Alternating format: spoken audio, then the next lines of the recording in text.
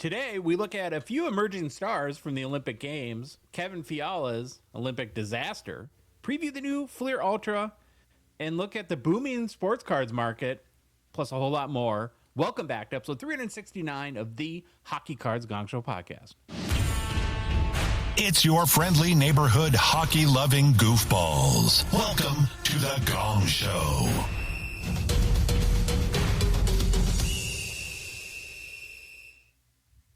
Hello, boys. Hello, Baba Ooh. Louie. How are you, buddy? I'm doing great, but who's that? It's Better Phil. Oh, No. Yeah. Oh, shots fired. No. oh, No. Phil's gallivanting today. He's a motel dweller at the Toronto Mini Expo thing. I'm not sure like the exact name of it. Yeah, but in Phil's stead, we have California Dave, and both Dave and I are representing the North. That's right. We Yeah. texted Defunct each other hockey before, games. made sure we were matching so we could be, There we go. cute. Hey, Dave, how are you, bud? Good. I'm doing well. Just trying to, make the scene a little bit better looking without Phil. Yeah. Yeah. Yeah. Well, you got the scruff going, Dave. You're yeah.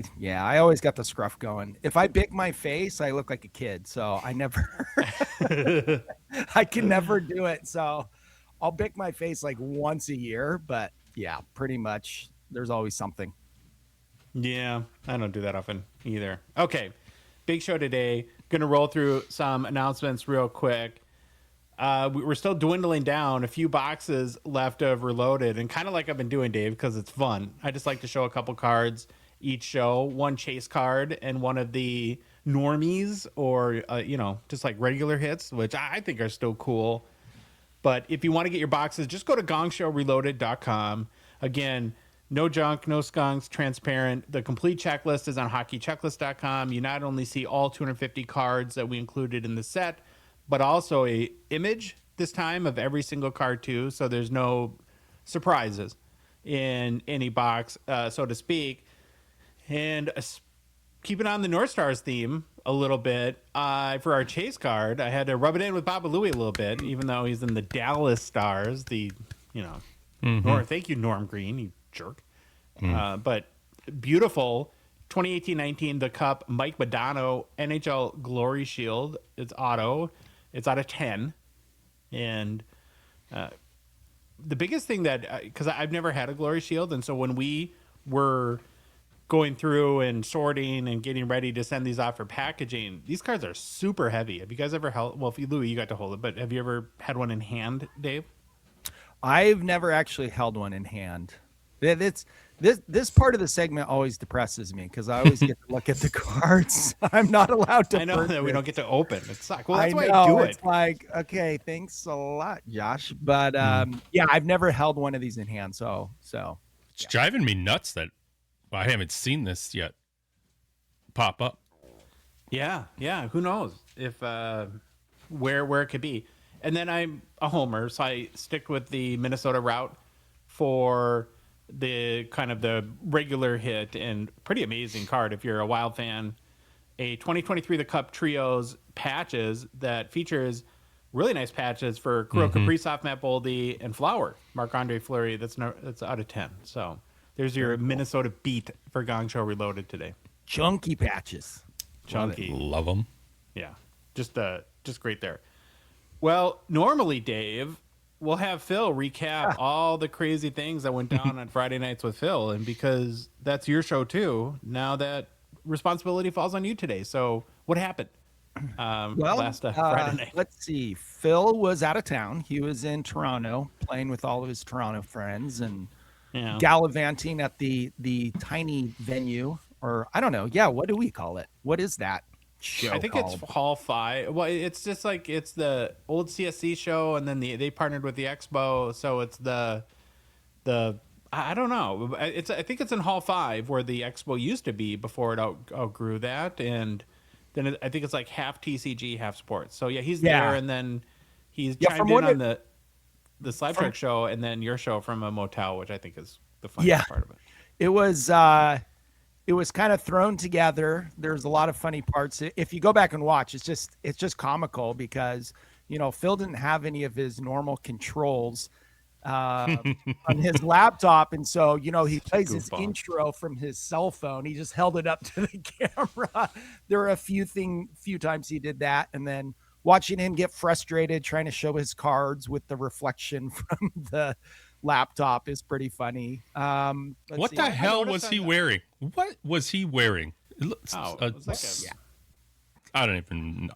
I don't mind. even- like I don't a even remember a what he was square wearing. bra under it or something like that. It was kind of weird. But the funny part about what you're talking about, like with the reflection, he constantly gets mad at you for that. Yeah. Everybody. He's like, I can't see your cards. It's so stupid. Why are you even showing them? Yeah. So, but it was a fun show. I shared my complete sticks collection. So that was cool. And then I don't know. We talked about the cards he picked up at the show and a little bit about it. And I've heard it's like 40% hockey and the rest is TCG. So Okay. Still more than we'd see at any show around here. Yeah. Very, yeah, very true. exactly. And then we got to hear about him meeting Victoria's mom. I think Victoria's mom has a little crush on Phil. So Mrs. Rebecca. Mrs. And then he still called Victoria Rebecca once during the show. It's like I saw that. I know. He I just know. can't help himself. He can't help himself. All It's right. Well, hilarious. go to the Gongshow YouTube channel. Check out the replay, Friday Nights of Phil. It's definitely worth doing that. Lots to get to today on the show, but before we do, just one last reminder that this show, the Hockey Cards Gongshow podcast, we're a Patreon podcast. What does that mean? Well, we do rely on the support of the good listener and watcher to help us cover show expenses, continue to produce more and what we're constantly working on and better hockey card content, and then fund initiatives even in a small way to grow the hockey hobby. You can support us for as little as $5 US a month. Be one of the first 999 supporters of our show. We gave it a kind of a fun Future Watch Gongers title. Future Watch Auto. You know what it also goes to? What? Check it. It goes to this. We got to really help this guy out. Why? Oh, what's your Make-A-Wish? He is special. I don't know. Surprised me. To be determined. All right. Meet Mickey Mouse at Disneyland, I guess. And not only do you help out the beautiful, huggable, Aw. and lovable Baba Louie, but you also get access to our Discord, which is always hopping. Lots of fun goes down there. We do a lot of game shows. We have prizes where we give away stuff.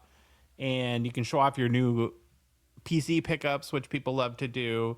And then just chat and make friends with everyone there. And also get access to Behind the Bench, our exclusive and awesome Discord show by our good buddy, Neil, Irish Flyers Collector, a.k.a. Expo Mom. If you want to support us, just go to our website, hockeycardsgongshow.com, click on the Become a Patron link at the top of the page, or go to Patreon directly, patreon.com, and search for us at Hockey Cards Gongshow. There's a link in the show description in both the podcast apps and on YouTube as well, and then in our Instagram and TikTok profile too. Okay, Bob Louie, we have 2 new patrons since our last show. We want to give them our customary shout out and share our thanks. Holla. Number Holla. 1, Knuckle Dragger. Oh, I like it. Sounds painful. yes. Yeah. And then Stash W. Is it Stash. W or W? Where are you from? I think. Well, Stash hasn't yet not made it to Discord. I did send you a message, Stash. So if you're watching and you want to join the Discord and you're having problems, reach out because we want to make sure that everyone that wants to be in the community definitely gets in. Okay, you got the game plan for today, bud? Always. Always. Starting off with get to know your Hall of Famers. Then it's the Weekly 7. After that, we'll get into some hobby news. Then it's not more hidden gems anymore. That's the next. That's on Thursday. It's a preview for Thursday. Yeah, yeah. New product releases. Then the Gongshow Mailbag and personal pickups. Yeah. You ready to get the show started, Phil? Yeah. All right, let's go. And we're going to start today with our Get to Know Your Hall of Famers series. It's where we're profiling every single Hockey Hall of Fame player who's ever laced him up Started with the first Hall of Fame class in 1945 and have since been working our way to present day. Today, we're going to learn more about the only inductee from the class of 1968. Would you guys want to be the only inductee from a Hall of Fame class? Because, well, like on one hand, it would be all about you that year, but then you also wouldn't have any buddies to go into the Hall of Fame with. What do you think? I think if you're inducted, I don't think you really care. I think the honor's just too fair. great to really care that much about. Did you say you're inducted? You're inducted. You got a dirty mind. I think I'd want to go in with friends, like other people. Sure. I get uncomfortable when it's all about me. Yeah, that's true. Wish I had the problem to choose. Fair. Yeah. At today's point. Phil, what do you think? I got a little package. Yeah. All right. Well, thanks for sharing. Okay. So today's lonely Hall of Famer from the class of 1968 is Bill Cowley. Or Cowley. Bill Cowley. Sorry. Anyone Bill fans? I had a cricket noise. I would play it right now. So, Okay. yeah, I don't know him. William Miles Cowboy Cowley lived from 1912 until passing away at the age of 81 in 1993. He was born in Bristol, Quebec, Canada, passed away in Ottawa. Cowley was a left shot center, played at 5'10", 165 pounds, and in a career that lasted from 1934 until 1947, he played for two teams. The St. Louis Eagles, big fan, one of Bob Louis' favorites, got a jersey on the wall, and the Boston Bruins. Now, during his playing career, Bill was a two-time Hart Trophy winner in 1941-43, the NHL scoring champion in 1941, a six-time first All-Star team selection, a one-time second All-Star team selection, and most importantly, he won DOS Stanley Cup championships in 1939 and 1941. I thought you were going to say Dos Equis. Nah, yeah, that'd be good right now. I like Modelo. I think that's my new favorite. Modelo Negro, I like that one. Yeah, that's a good one. After his playing career ended, Cowley went on to coach the Ottawa Commandos, who I think Phil thinks he's currently part of that team, but that's gross. And also coached the Vancouver Canucks just before 1950. And after leaving hockey, Bill owned a hotel in Smith Falls, Ontario, and then would end up founding the junior team, the Ottawa 67. So what a life, eh? He was involved. That's for sure. He was involved. Yeah. Okay, what? I was gonna say it would bother me though. He played 549 games, had 549 points, which is cool. But I'm just sitting there going, if that was me, I would have played one more game to start the next season, gotten my assist or goal, and then literally just left the ice. Like, just tied it off in a bow. I got 550 games, 550 points, and then just leave. I don't know. That would have bothered me. That reminds me, I'm looking it up really quick because I want to say that there is a player who retired. Okay, sorry, I'm looking it up. Okay. Like he did that? Like he got his whatever point he wanted and then just skated off the ice and he was like, I'm out. Glenn Anderson, who I got to interview at the expo, retired with 498 goals. Oh. How do you do that? I would have had to play until I got two more goals and then literally just skated off the ice like middle of the first mid-shift. period. I'm like, I'm retired. wait. Glenn Anderson scores. He just skates. Oh, they go for the faceoff. Wait, where's Glenn? Is he hurt? He's going back to the Instead of like high-fiving everyone on the bench, he just goes right through down the tunnel. He's like, I'm out. Is this the Glenn Anderson that didn't like you? Yeah, same one. Doesn't like many people. That made me feel a little better about myself. Okay. Why you should care about Bill Cowley. Bill Cowboy Cowley grew up in Bristol again and came up as a left shot center whose calling card was vision and passing more than volume shooting. Before he ever became a Bruin star, he logged a quick stop in minor pro hockey with the Tulsa Oilers. One game right before breaking into the NHL. When I see things like Tulsa Oilers, I wonder, because I don't know the history, but if somehow that they became the Edmonton Oilers somehow, if that's just like a coincidence. I'll look that up later. But He entered the NHL in 1934-35 with the St. Louis Eagles, a franchise that lasted only one season in St. Louis before relocating to Ottawa. When the Eagles were folded after that year, Cowley was scooped up by Boston in the disposal process. That sounds great. Landing him in the original six spotlight at just 23 years old. Early in Boston, he wasn't immediately slotted at his natural center spot because the Bruins had established pivots, so he had to find his way into the lineup and earn bigger responsibility. By his second Bruins season, his production jumped, and the league started seeing what Boston had, a playmaker who could drive offense without needing to be the goal scorer.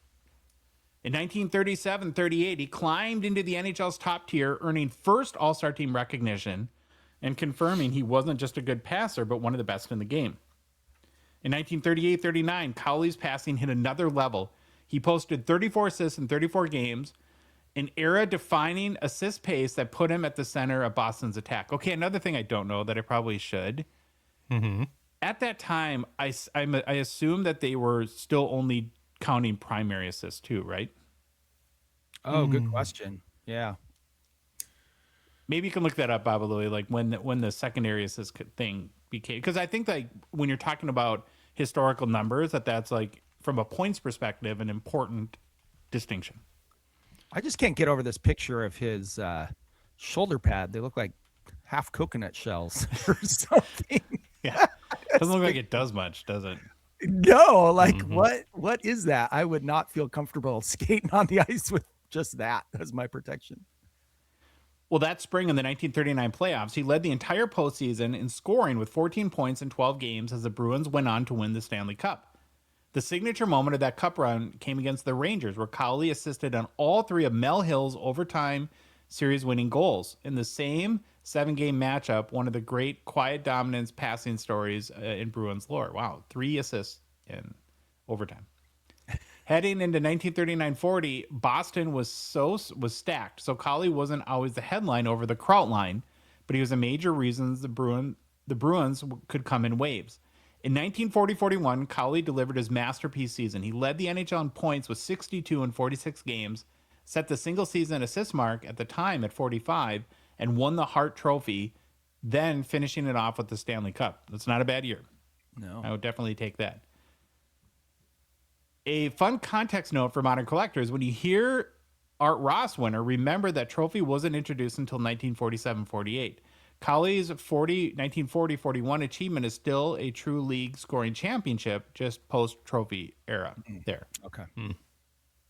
Even in that 1941 Cup year, his knee problems were real. He barely appeared in the playoffs, yet Boston still rolled, which shows how dominant the Bruins core was. On January 4th, 1942, Cowley hit a historic career milestone, 2 assists in Chicago, pushing him past Frank Boucher to become the NHL's all-time assist leader at that time. Is that Bobby Boucher's dad? Bobby Boucher, Waterboy? Yeah, maybe. Later that season, a brutal jaw injury against Detroit on January 22nd, 1942, essentially shut him down. One of the big what-ifs if he was healthy swings in his prime. With Cowley too hurt to play, that early era 1942 All-Star benefit game in Boston turned into a weird footnote. He ended up coaching instead of starring on the ice. Interesting there. In 1942-43, he came roaring back. 72 points in 48 games, a league best 45 assists, and his second Hart Trophy, despite finishing just 1 point behind Doug Bentley for the scoring lead. If you want a value to team story, this is the season. Wartime rosters were chaotic, and Cowley's MVP case was basically Boston's offense is him. Yeah, so we're kind of in the era now with all these guys where their careers were straight in the middle of World War II. Yeah. Which must have been a weird time to be a hockey fan or player. It's crazy how when he was injured, they were just like, all right, you can't skate, grab a clipboard. You're the coach. On the bench. Yeah. You're a coach now. In 1943-44, Cowley put up one of the wildest rate seasons ever, 71 points in just 36 games, 1.97 points per game, a mark that stood until Wayne Gretzky finally broke it in 1980-81. That same year he produced his, how is this real single game story. Cowley scored 4 goals in a 10-9 win over the Rangers on March 4th, 1944. He was synonymous with creating offense. He was so synonymous with creating offense that the Bruins' own Centennial era content still leans into the legend of his passing and chance creation that is his defining trait.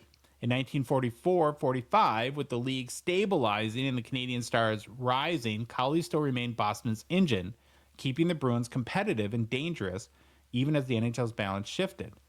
In 1945-46, he started hot, 24 points in 26 games, and suffered a severe wrist fracture mid-season. Yet still returned in time to be part of Boston's run to the Stanley Cup Final, which they lost to Montreal. On February 12, 1947, he authored one last landmark, a goal and assist, and a 10-1 win over the Rangers made him the NHL's all-time points leader, 529, passing Sid Howe. So at one point, Bill Cowley was the all-time points leader in NHL history, which is crazy. Mm-hmm. He was the McDavid before McDavid. There you go. When he walked away in April 1947, it was abrupt. He announced he was done. Oh, Glenn Anderson style, I guess. Finishing with 549 points, 195 goals, 354 assists, and 549 regular season games, plus 46 points in 64 playoff games. Yeah, if they weren't counting secondary assists, he probably would have had quite a few more points per game. Well, let's touch on that here. Okay. So, pre-1930s, secondary assists were not awarded until... Well, that doesn't make sense. Secondary assists were not allowed until the late 20s. For the first decade of the NHL, even primary assists were scarce. Between 1930 and 36, the league allowed up to 3 assists per goal. From 36 to 45, the rule was then reduced to a maximum of 2. Then from 1945 to 46, for a single season, the NHL implemented a 1 assist rule, limiting credit to only 1 player per goal. And then it says from 1946 to now, the league reverted to the modern standard of awarding up to 2 primary assists per goal. Sounds like it was a moving target, eh? Yeah. Right. And your Tulsa Oilers, Yeah. that would be an Anaheim affiliate. Oh, Really? Okay. Wonder we if go. they had an Oiler drop on their jersey, Oh. on their little sweater. Like sweet patch cards in the 1930s? Totally. Sweater card. I got a sweater auto. Even though that there was probably a period where they had multiple assists, my guess would be that they probably underreported versus overreported assists anyways, but that's Sure. my opinion on that. Well, and it was before like TV, so it was kind of the, like I play beer league, and sometimes you score or sometimes you get an assist and it's not counted. And I think it was the same back then. The refs kind of looked around and they were like, that guy had the assist. So, there's stories about Wayne Gretzky where he was on the bench getting credited for assists because they were just like, it wasn't as like, perfect. Yeah. Do you have guys you play with that care maybe too much about their stats? There's this one guy who lied to try to get a hat trick. This guy in our league who they're like, no one's really a huge fan of this guy. So he had 2 goals and he never scores. Okay. So it was kind of amazing that he got 2 goals. So there was a goal that happened and it wasn't his goal. And he tried to talk to refs into telling him it was his goal. And they knew he was lying. So the stat keeper took away his other 2 goals and gave them to someone else. So he had no goals for the game. That's funny. Oh my gosh. It was hilarious. So yeah, but there are people like literally like they're like telling the refs like I had an assist on that or that was my goal. I tipped it in or whatever. I'm just like, who cares? Guys, no one's checking. Nobody cares. So there are guys that check though. I'm sure these are the guys that like refresh after every game to try to see like where they are in the standings. Stat line. Yeah. Okay, let's take a look at Bill Cowley's hobby market. His rookie card is in the 1939-40 O-Pee-Chee V 301-1 set, card number 98. PSA 7, pictured on YouTube, high selling copy, sold for $1,903 in December 2019.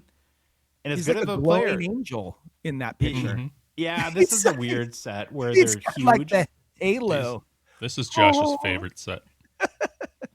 I wouldn't mind it if they were regular size, like 2.5 by 3 or. Oh yeah, look at the holder. Yeah. Yeah, look at that label, how tiny it is compared to the card. Now, as good of a player as Cowley was, that's really it. Because, again, he played during World War II, where they were not super focused on hockey cards for obvious reasons. And so if you wanted something else to collect, that brings us to the 1985 Cardophilium set, where you can pick up a raw copy for a couple of bucks.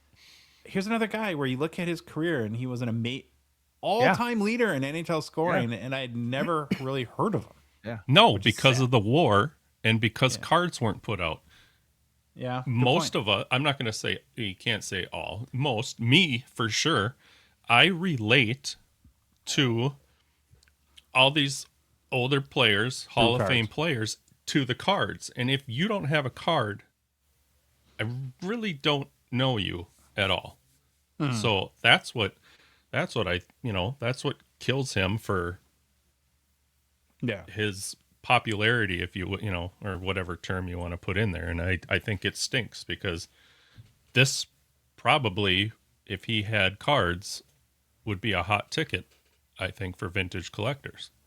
Yeah, there's so many players that I really didn't know much about at all, but now they have modern cards in modern sets. And I'm like, started picking up cards or whatever, collecting, or like the whole thing with Tiger Williams. I didn't know who Tiger Williams was until Josh interviewed him. And now I got a bunch of Tiger Williams cards. So Greatest ever.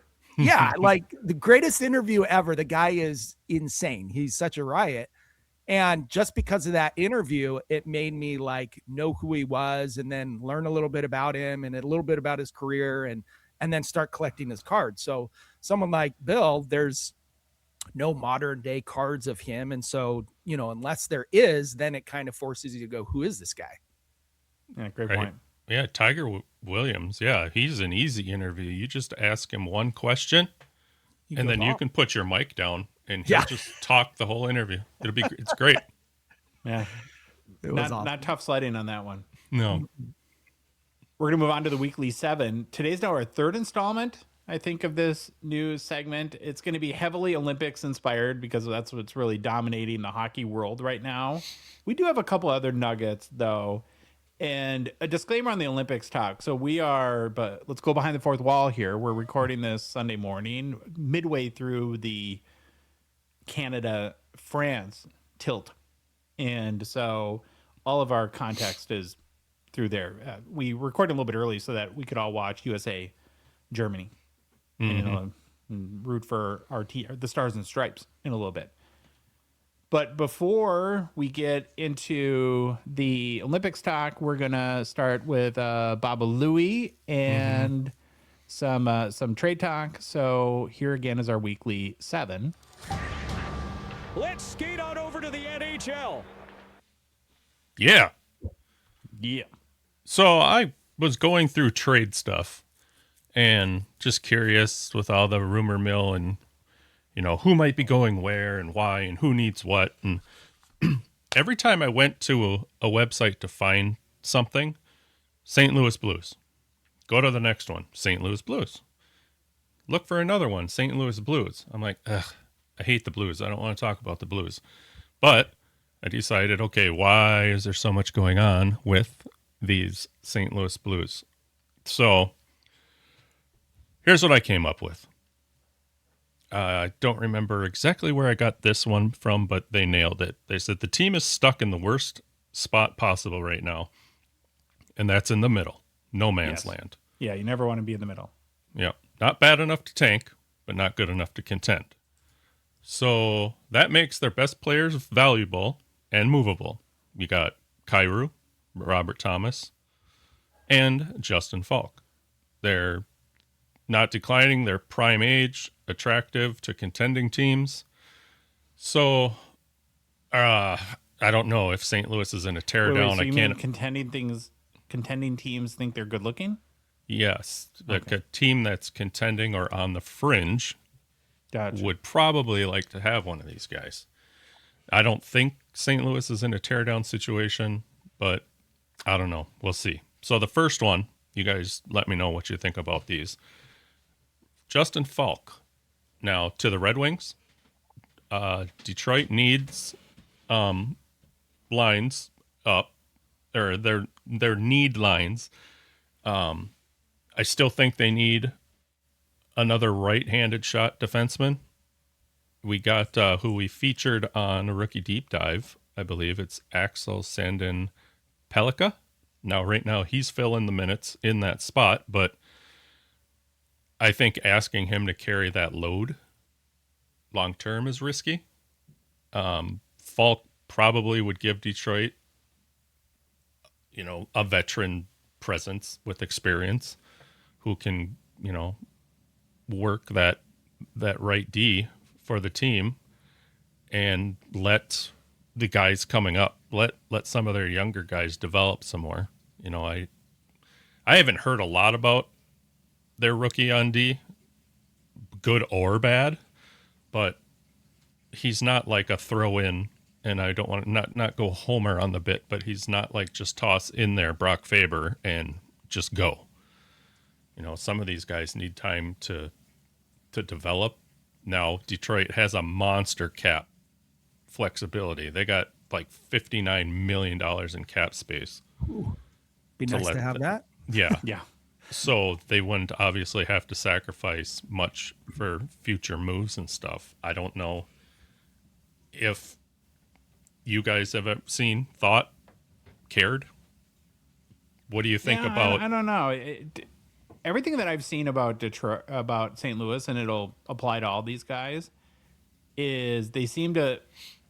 You're right. They're in that worst spot possible. Like, you either want to have hope for the future or hope for the Stanley Cup. But as us Wild fans, and I don't know about you, Dave, but this is like where we live. Like, we're good enough to make it to the first round, but not good enough ever to get to the second round. And it gets so old after 5-10 years of that. So it's like you almost, I would probably be rooting for the rebuild at this point. And I don't know about, Louis, what you'll say about Falk and Cairo. I have seen some stuff on Robert Thomas, and it's crazy, I think, what they're asking for him. It's like they think they're trading Mario Lemieux or something like that. So yeah, that would be the thing for me. I think with the Kings, too, like, it's interesting. We have 2 Stanley Cups. We've never once won a division title. Not one time. Even though we have 2 Stanley Cups. The 2 times we won the Stanley Cup, we were the 6th seed going in and the 8th seed going in. So we just barely crept in one of the times, but we got hot at the right time. We were battling for a playoff spot, and I think they were already playing playoff hockey the last month of the season, and they just carried that in. They just got hot, and they just rode it. And both times they won the Stanley Cup, they did it kind of in a breeze. And, you look at a team like St. Louis or any team who's in that situation where you just have to get hot at the right time, but key pieces matter. And so, the Kings, and I'm sure we'll talk about it a little bit later in the show, but, we've had some opposition come up. And so looking at maybe adding another player might be very beneficial for our hopes, because we've been crushed 4 years in a row by Edmonton in the first round, and we just can't get out of that first round because we keep freaking having to play them. And it's frustrating. It's frustrating to watch where, like Minnesota, we're probably in the middle somewhere, but the 2 times we won the Stanley Cup, we were in the middle. So it's tough to say. And Babalu, you tell me if you agree with this, but as much as we are desperate for a center, and if the Wild make any move, we have to get a center. Of these 3 guys, though, I think I would want Jordan Kyrou on our team the most, just because he crushes us every time we play the Blues. But yeah, I can't disagree with that. Would you say Kyrou's the most skilled out of the 3? Like, not like maybe check all the boxes, but more of like the best skilled point, goal, assist guy. Yeah, I'm with my North Stars hat on here. Or Minnesota hat on here. What I would say is that Falk is a good, steady defenseman that we just don't need. Thomas, we desperately need a center, and Thomas isn't a bad option. He's just more like consistent, right, and not flashy. But again, what they're asking for him, I would never give up. And Kyrou, I would say, is probably the most talented, but is the most inconsistent of them. But we don't need a wing. We don't need a wing really either. I know. That's terrible. Well, speaking of Kyrou, then let's get into him. Found 6 potential landing spots for him. I'll just quickly dive into each one of them a little bit. I got the Caps, Penguins, Hurricanes, Red Wings, Kraken, and Winnipeg. And you can throw in the Kings now too. Yeah, you Sure. need a wing. I'll put them in there. For Washington, I figured Kyrou gives them more speed and more offense as they retool without fully tearing down the whole team. It's a quick, easy add for them. Pittsburgh, a clear top 6 need for them, and they have cap flexibility. He fits as another scoring winger next to Malkin, and it would fit great with Malkin. Crosby's line's kind of already set. Granted, he keeps playing. Carolina, a boring potential contender again, but they still need an upgrade. I think Kyrou probably would help them out. Another possible Detroit player. Like I said before, they got a ton of cap space, but they need another consistent scorer on that team, even though they've been that's hot. how media works, right? If they have 60 million in open cap space, any player, they're going to be mentioned as a potential candidate. Seattle, their light roster probably could look for goals, and Kyrou, whatever they want for Kyrou, probably could fit in them and boost up that bottom offense. And then lastly, Winnipeg, after losing Ehlers, and then long-term appeal could make it harder to sell despite the need. I don't know if I agree with that. That was on NHL.com. I found that stat or comment. Yeah, I think Winnipeg's in the tank, so I don't see them making any plays. They're just probably going to cash in the season at this point. And I can't remember. I don't know if I put it in. I didn't. One of the two, Kyrou or Thomas, has like a 15-team no trade clause too. Okay, I would root for Pittsburgh or Washington because I want, as a fan of both Ovi and Crosby, and knowing that they're near the end of their career, give them some good players to play with and make some noise in the playoffs. Is what I would say. Yeah, I would love to see Pittsburgh make a little run. That would be exciting. And that's also big for Pittsburgh. Making a run is huge for the hobby too. Yeah, Of course. Let me see. Let me just look this up really quick. I just want to check something. It still blows my mind though that a team like Pittsburgh would not work harder to resign like a Jake Gensel, who, funny enough, is playing real good for Team USA right now. And then you go and you end up probably. It seems like most often you end up paying the same amount for like a Jordan Kyrou, and it's like, well, why didn't you just keep Gensel in the first place? I don't know. Yeah, I know there's can a story agree. behind it, but There is. And then I was, like you had said too, Dave, I was thinking about adding the Kings in here on this, but I don't know. I think Kyrou is a right wing and wasn't Fiala. Fiala's a left wing.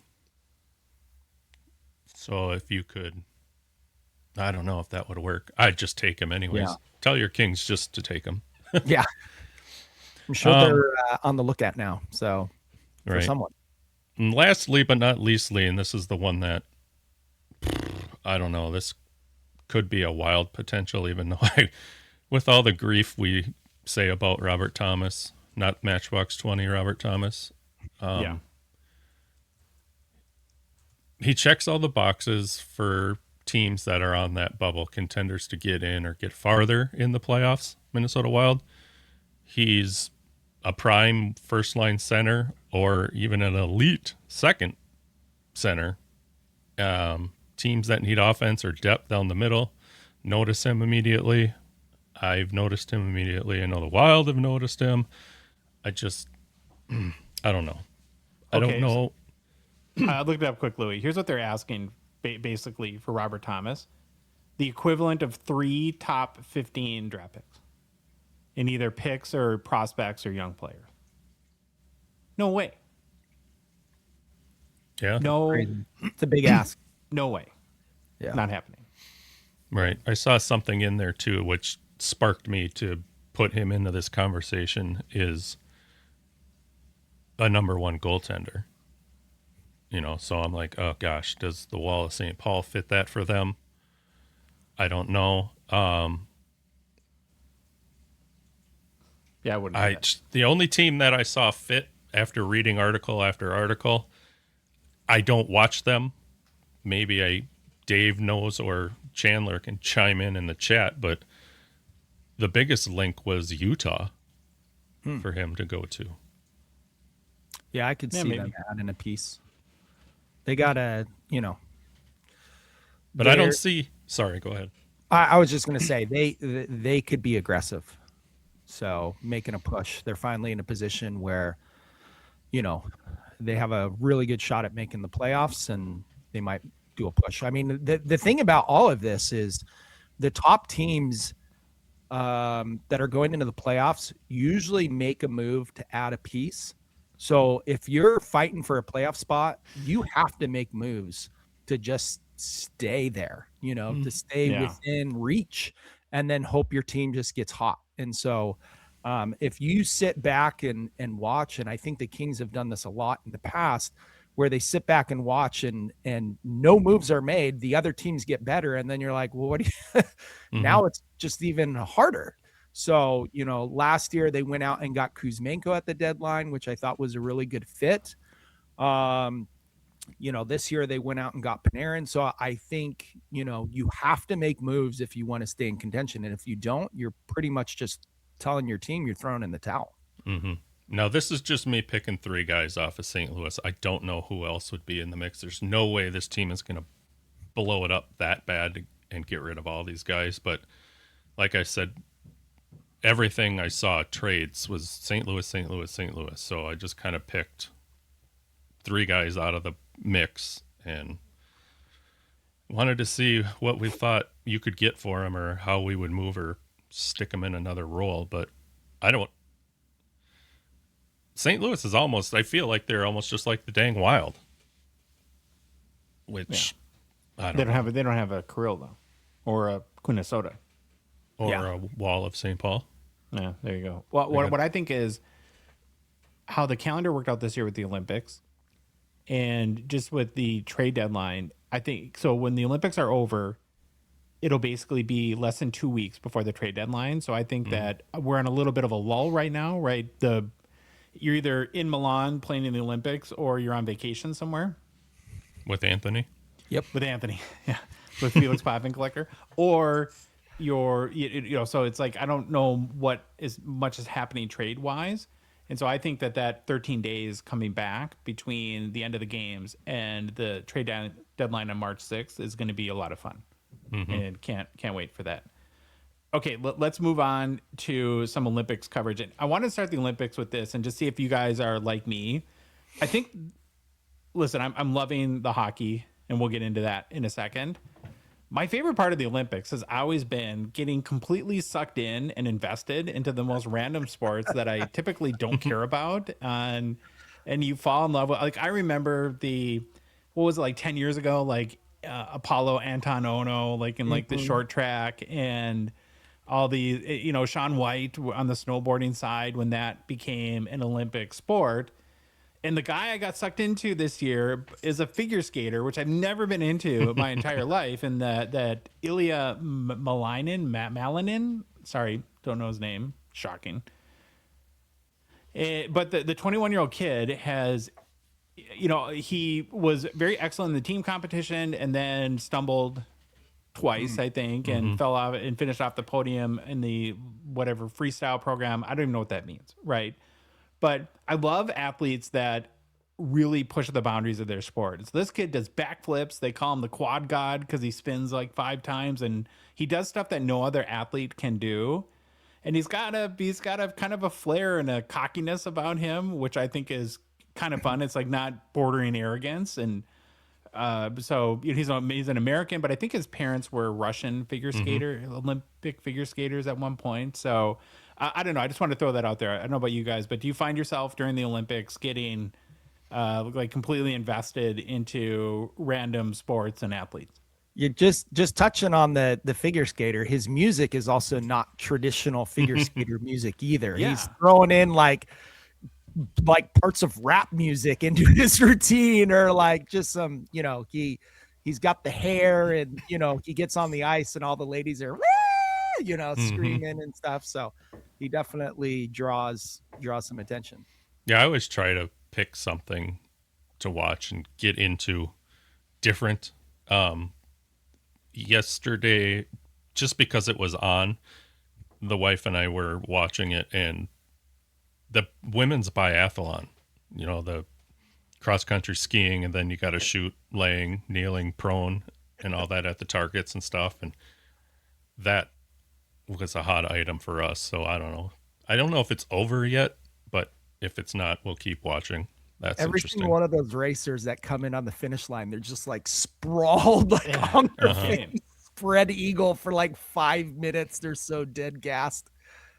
I just love how you become like huge fans of athletes that you were introduced to about 41 minutes ago. That happens to me every time. So had to throw that in there for the weekly 7. Okay, let's now transition into Olympic hockey. And I know, like, if you watch the USA broadcast, they mention this all the time, but we're Minnesotans and homers. So I wanted to bring up the Brock Nelson Olympic family heritage a little bit. So he plays, of course, for the Colorado Avalanche. He's having a good year. Big addition for them last year from the Islanders.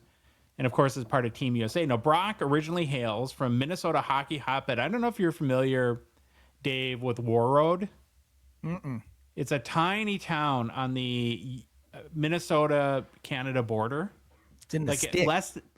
Less than 2,000 people live there. Tiny. And so, it's a hockey, one of the biggest small hockey town, maybe in America, maybe in the world, right? And we'll get into that here in a second. So, hey, let me bump in on you really quick with that. So, in case people don't know too, that's TJ Oshie's hometown also, and Oshie started the Warroad hockey brand with all this brand with the collars with the Adam Johnson thing from. Okay. The neck guards. Yeah, he supplied Team USA and Team Canada with full like Warroad setup stuff, gear, sweatshirts, hats, under stuff, and so he's made a big presence. It wasn't like they went and lived there. They were actually born in that little tiny town. Oshie was born in Alaska, but moved to.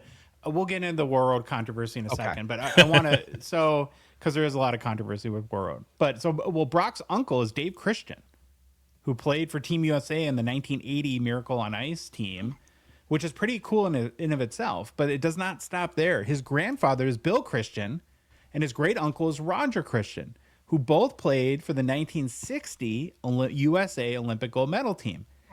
Afterwards, they would go on to found Christian Brothers Hockey Stick Company, which produced sticks from 1964 until 2003. I don't know how much those made it to California, Dave, but in Minnesota, Christian Brothers sticks were a pretty big thing. And then Brock's other great uncle, Gordon Christian, played for USA in the 1956 Winter Olympics that captured the silver medal. So he's the 4th person in his family to play Olympic hockey. It's in his blood. Yeah. And I actually didn't know. I had never didn't know he was a Warroad guy, but I think he's like a Mr. Hockey finalist there. Now onto Warroad, though.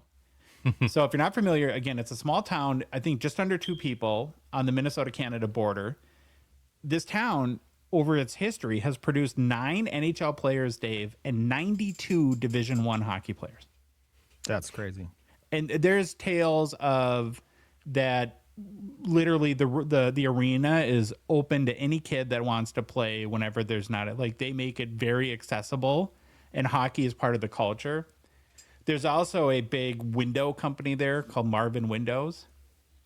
And there's a lot of controversy around, do they leverage, that's the main industry in town, and do they leverage jobs there to get people to move to Warroad? And I think like TJ Oshie, Bob Louie is was born in Alaska and moved to Warroad at once. So that's more of like the kind of controversy side of it there. But again, for a town of 1,800 people to have 9 NHL players, 4 Olympians or more, and 92 Division I athletes in their history, that's pretty incredible.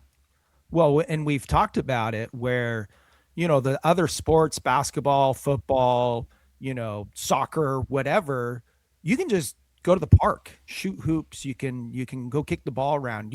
They're so easily accessible to play, which I think brings so many more fans and people in it because you can do it. Whereas hockey, you have to have ice, you have to have the gear, you have to have the rink to be able to get on. And so, that's pretty cool that at least in this town, when they have dead ice, people can just go and play like that. You don't have that here in California, and I'm sure in Minnesota there are, other parts of Minnesota where you can just show up at a rink when there's dead ice and just go screw around. That's just not a thing. You got to pay money to do that. So it's hockey is literally part of their fabric. And we've talked before on the show about probably Minnesota's crown jewel of hockey is our state high school hockey tournament. It's where, and Louis, I'm sure you were the same. Like when we were kids, like in Minnesota, the tournament starts on Wednesday and Thursday and Friday, and we'd literally miss school to watch the games. My favorite part of the tournament has always been sort of the David and Goliath matchups, when a little town like Warroad would come in with an amazing team and take on a big Twin Cities like superpower school that has literally 10 to 15 times the amount of student enrollment. And there's many cases of these like little David stories from outstate Minnesota, these tiny towns that come in and crush the big city teams. And from a little small town in northern Minnesota, like that's always been a special part of our tournament for me. So I'm assuming because of the heritage of the place, they do get people who move their families and go want to play there. Yeah. So it's kind of like even though it's a small town and there's not a lot of people, they're getting outside sources coming in who wants to play good hockey. So, but that happens in big, like, that's Troy, the original founder of the show with me, is coach at Minnetonka High School, probably one of the biggest high schools in Minnesota. He told me at one point that almost every single day they get calls from people out of state wanting to move to Minnesota and play for Minnetonka. Well, those teams are good. I mean, we got to go watch one of those games, and I was very impressed with these high school girls, how good they were. I'm like, they could skate circles around me. I wouldn't be able to ever get the puck from them. So they were really amazing. Good.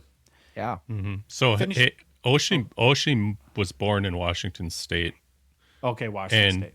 Yeah, then ended up moving to Warroad at age 15 when his cousin, former NHLer Henry, is it Bucha? Yeah, that's a big Warroad name too. Yep, he lived in Warroad, and so he came there at the age of 15. He was seeking higher level competition and more ice time. There you go. And maybe his parents got a job at Marvin Windows. That would be the butthurt Minnesota take on that too. Finishing off Brock Nelson. He's a 2013 Young Guns, PSA 10, pop 93, 70% jam rate, less over $75 on January 18th, down 20% in the past 3 months, but up 70% over the past year. I have loved more hobby love now being on Colorado. He kind of gets lost, right? Like sometimes I'm like, oh yeah, Brock's on Colorado now. Like you see him in the stats, you like kind of forget. McKinnon, Makar, Natchez. And not even Natchez, right? But. Yeah, he just kind of he's just down so many pegs. It's surprised to sell him for $75, It's crazy. So I have loved, we're on to point 4 here. I have loved watching Olympics hockey. And I've been thinking about this for a year. Like I've been very, very excited about it. And I've done all the formulas in my head to how this is going to help expand and blow up the game. And we're going to see, we have Connor McDavid, Nathan McKinnon, and Macklin Celebrini in games playing on the same line. It's going to be the most amazing thing. What I forgot to account for is the stupid time zone in Milan and when these games start. I get it. The earth revolves around the sun, and it's not all about America and Canada and North America, but it is, because that's what makes us Americans. But there have been games that are starting at, like, for you, Dave, like 5 a.m. or 9 a.m. or 2 p.m. A lot of the games so far have been during the work week. So it's like, how do people even watch this, and it does not get any better. And this blows my mind because when I was thinking about this, I went and I looked at, well, when's the gold medal game? The gold medal game is on Sunday, February 22nd. And for you, Dave, it starts at 5 a.m. What are we doing? Josh, Why- are That's crazy. you sleeping over Saturday night then to watch it Sunday morning?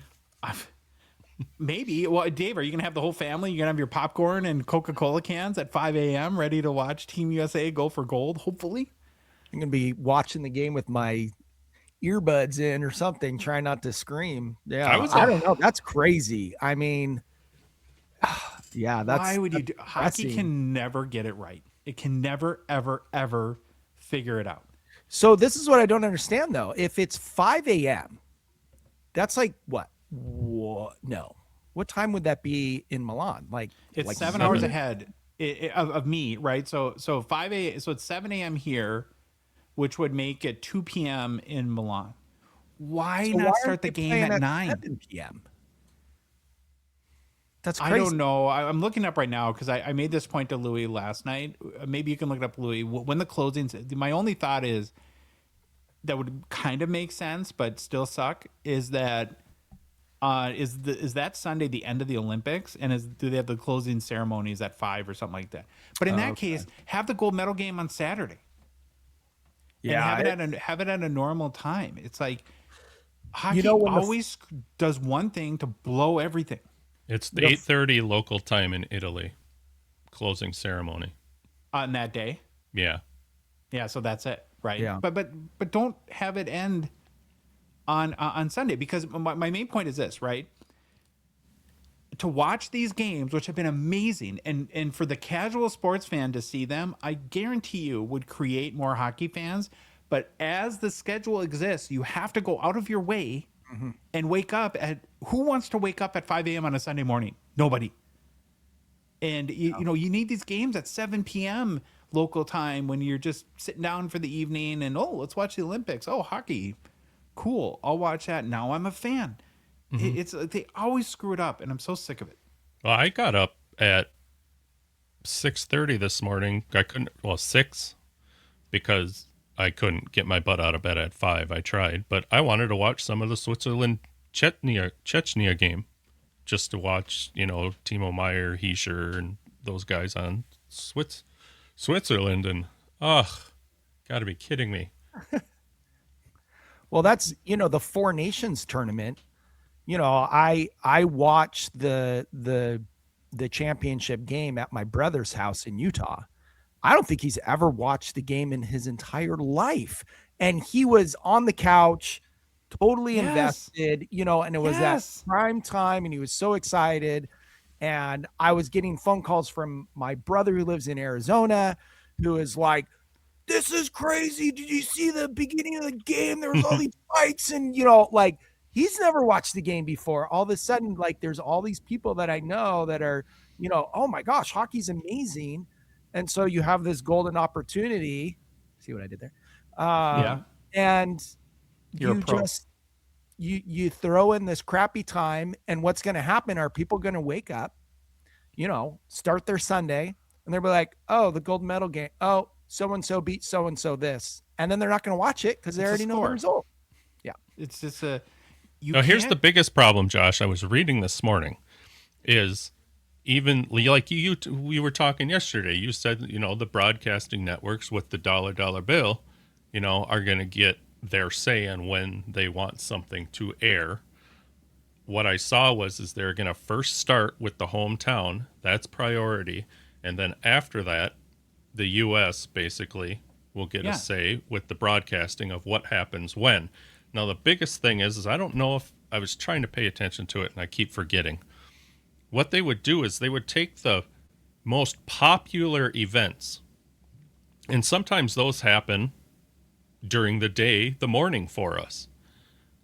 Now, if you're home and don't have to go to work, you can watch them on the other networks and see it happen live. But most of those is tape delayed, and they play them later in prime time for us in the States. It's crap that's already happened.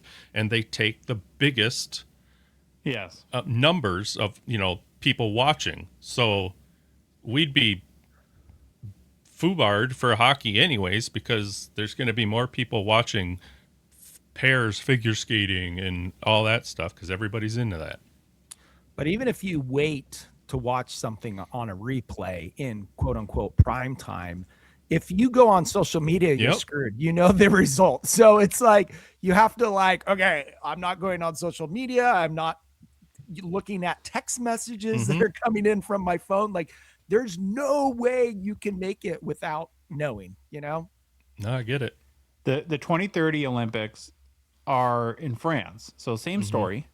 And then 2034 are back in Salt Lake, which is a better scenario there. But if I'm Gary Bettman and I'm the NHL, I'm saying we're not going back in 2030 unless, because it doesn't, you can't become a fan of the game if you can't watch. And the only people that are getting up at 5 a.m. are the people like us that love the sport and love the game anyways. And it's not, so why are you risking injury to your players and ruining your season if you're not, basketball doesn't make this mistake. That's why it's way more, I know hockey people love to poo-poo on basketball, but they're brilliant at marketing their sport, and hockey can never, ever get it right. And I'm just so sick of it.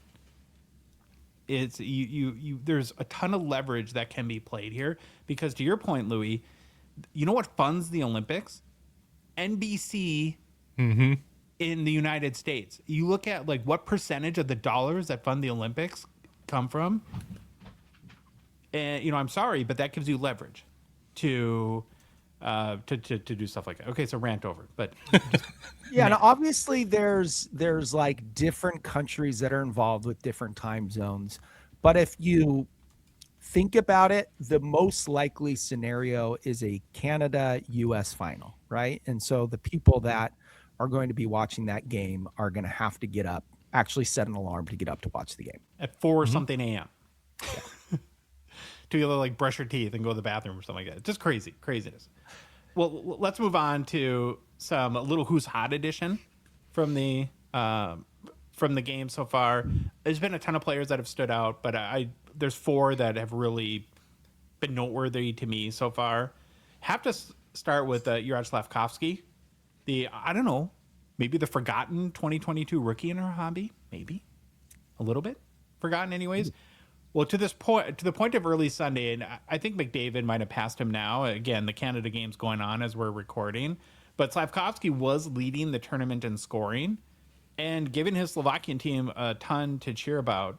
And he does tend to shine in the Olympic Games. I don't know if you guys remember this, but the last games 4 years ago, he was named the tournament MVP, helped his country take home their first ever hockey medal in 2022 in Beijing, and was only 17 years old at the time. Now, if he were to probably win, why he was drafted number one was because of that tournament that he played in.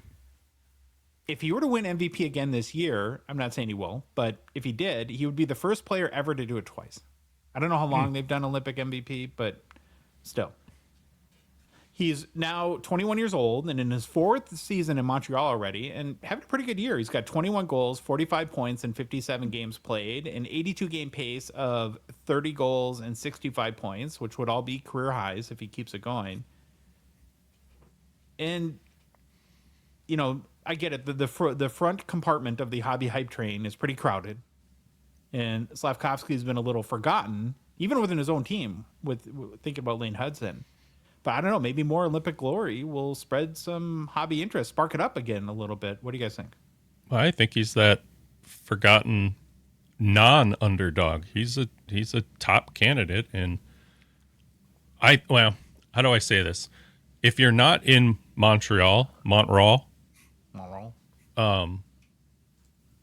he's somebody I would hobby-wise think to look at when, Montreal gets a new toy and then they're on the top. For us, that's when we should get in there. Now, Montreal, they're collecting all their guys constantly.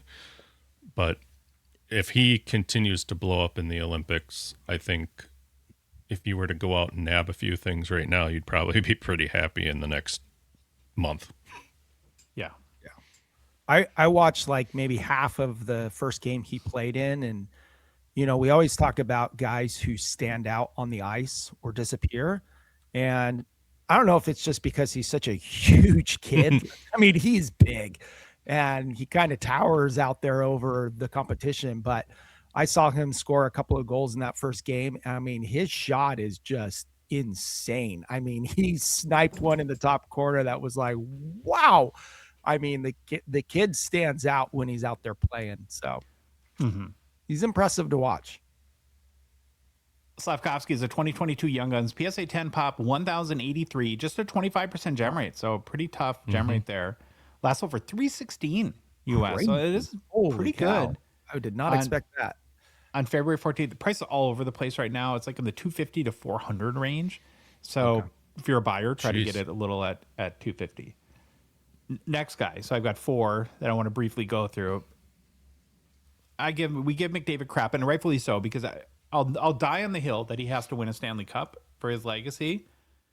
But holy moly, when you watch these games, and you see him the sort of the best with the best players in the world and all top line talent, he is still beyond everybody else. I was at Louis' house yesterday watching Team USA and doing some Slab Sharks stuff, and I made the comment to him, I'll see if you're watching them play and it's the first hockey game you've ever seen, it would take you about 30 seconds to say, okay, that's the best player. He's so fast, flying around, dishing out some big hits too, and of course racking up points. Now I just checked, guys. Canada, really, the game's over between France, and they won 10-2. Oh, geez. Yeah. And McDavid has a couple more points, as you might imagine. So I think he's got 9 points now and is leading the tournament. Again, this is before the USA and Germany game, but it's amazing to watch and how much faster he is. And the other thing I told Louis yesterday is I would love to be on the ice with him and just to see how fast, that up close, to see how fast he is and how quick that guy moves. You sometimes get worried that I think he has such control, this wouldn't happen, but he get hurt out there. Have you seen him play live, like in Minnesota? I have. Okay. I don't know. The thing about him. So I've seen him play live a few times against the Kings. This happens in my beer league too. The guys that are so good with the puck, the defensemen and anyone who's playing defense with them, they don't want to look silly, so they're not aggressive. He has so much time with the puck because everyone's backing off, afraid to go after him and just get like a highlight reel against him, that he just has all the time in the world. He can make the best passes and the best plays and best shots, and his hands are, you see him warm up. He's incredible. And then to just have that extra time where people just give him the cushion, it just makes him look insane. And every time he has the puck, when I'm watching a game, I'm like, go after it, get to it. I'm freaking out because he's just sitting there playing with the puck and no one's going to him because they're just afraid that they're not going to have a chance to get it in. No, you're too busy keeping too much of a gap between you and him as you're trying to think, what's he going to do? What do I got to do? Simple thing. If you think, you're dead. Yeah. What movie is that from? But it's true. You have to step up on him and pressure him. Yeah, he might make a brilliant move. He will. But still, I'll give him 4 or 5 out of 10 times you might get burnt, but you need to step up on him and get in his way. So even watching him with this Celebrini and McKinnon line, playing with it's almost like it's cheating. It's like unfair that you have those three playing with each other. But even on that line, he stands out than it's everywhere. Every time he's on the ice, I watch Team USA, and to be honest with you, I'm never like, oh, there's Matthews on the ice, or oh, there's so-and-so. Matthews has been very quiet. I would say Brady T has been the best player for Team USA. He stands out a little bit more, but you don't have anyone who ever stands out on the ice like McDavid does. There's no conversation of who the best player in the world is. He could be having his worst game and still stand out simply because he's a vocal leader on especially Canada. Very vocal. Yeah, he's got fire. Yeah, Matthews has been very quiet, a little concerning to me. The one, and speaking of the crazy McDavid, McKinnon, and Celebrini line, if I had to rank who's been most impressive, I'd go McDavid, Celebrini, Yeah, maybe. McKinnon. As ridiculous as Nathan McKinnon's been these past, he's been a little quiet in the games too. And I know exactly what you mean, Dave, about the whole McDavid factor, because one of my strongest memories with being with OG Troy when you go back to the roots of this show was that him and I and our family shared season tickets for 5-6 years to the Wild, and we would be at the games. And I always remember, because we never had this player until Kaprizov, where you've got Patrick Kane at the time or a Connor McDavid type player, when they have the puck in your zone where you're just like, this is not good. Like something bad, really bad is going to happen. Really. And we never had that player as the Wild until we had Kaprizov. And that, like, you can, like, when McDavid has the puck with time and space in the zone and he's able to, figure out where to go with it, that it's not if you're the opposing team, you're not going to be real happy. And the Kings haven't had that since Gretzky. They just haven't. I mean, they've always had good, solid teams with really balanced lines, but they haven't had that. That's the thing we've always been lacking for the last, decade or two. That's a superstar, right? That's a Crosby. Don't have a superstar. Kopitar is amazing, but he's not he doesn't. There's games where I go watch and it was like, was he even out on the ice? So he's not a superstar. We've lacked that for a long time. And there's not it's not like every team gets to have one. There's only 5 or 6 in the whole league. So, Well, we got to wait till they're almost 30 to get them. So yeah, there you go. McDavid is a 2015-16 Young Guns PSA 10 pop, 3,237, 42% gem rate. Last sold for $2,968 US on February 12th, up 14% in the past month, up 13% overall in the past 3 months. All right, 2 more. Got to give props to Timmy Stützle, who's having a pretty good Olympics for Team Germany. I'm a little worried about this game later on today for Team USA. Now, with Canada winning 10-2, they're likely going to get the top seed, which is very important because it's based on, even if USA wins, it's based on goal differential. Right. And why everyone is angling very hard to get the top seed, and why you're seeing teams continue to pour it on and have 10-2 victories, is that a likely quarterfinals matchup, if you're not the top seed, would be a Sweden, which that's quite a gauntlet to get to the gold medal. So it's going to be tough sledding, I think, for the U.S. But back to Stützle, it's the Sloppy D and Timmy T show for Germany, and they're playing pretty well. Now, Stützle in 2 games has 3 goals, is a +2. This NHL season, he's having a very good year, too. 28 goals, 61 points in 57 games played, 82-game pace of 40 goals and 88 points, which is about real close to his career year, which was in 22-23. He's also a +6, which is the first time in 6-7 years he's plus into the plus-minus category, which I think is pretty impressive. I don't know, Dave, do you remember when your team took Quentin Byfield over Tim Stützle? I remember it very, very well. I actually remember where I was sitting, where I watched that happen. So yeah, were you worried at the time that this was not that was a mistake? Yes. I remember talking with Patrick. So Patrick is Chandler's brother. Patrick is very, very into hockey and the Kings and everything. And when it came up, he's like, "Oh, the Kings are going to take Tim Stützle. This guy's amazing." I didn't really know too much about, the people. And then when they took Byfield, he was just like, "What are they doing?" And he was like so upset. And then, of course, now we flash forward years later and we're sitting here going, yeah, probably would have been a better pick. So, So I don't know. Maybe if he can help lead Germany to a medal or some Olympics glory and continue to pour in goals, that could spark up some more hobby interest for him.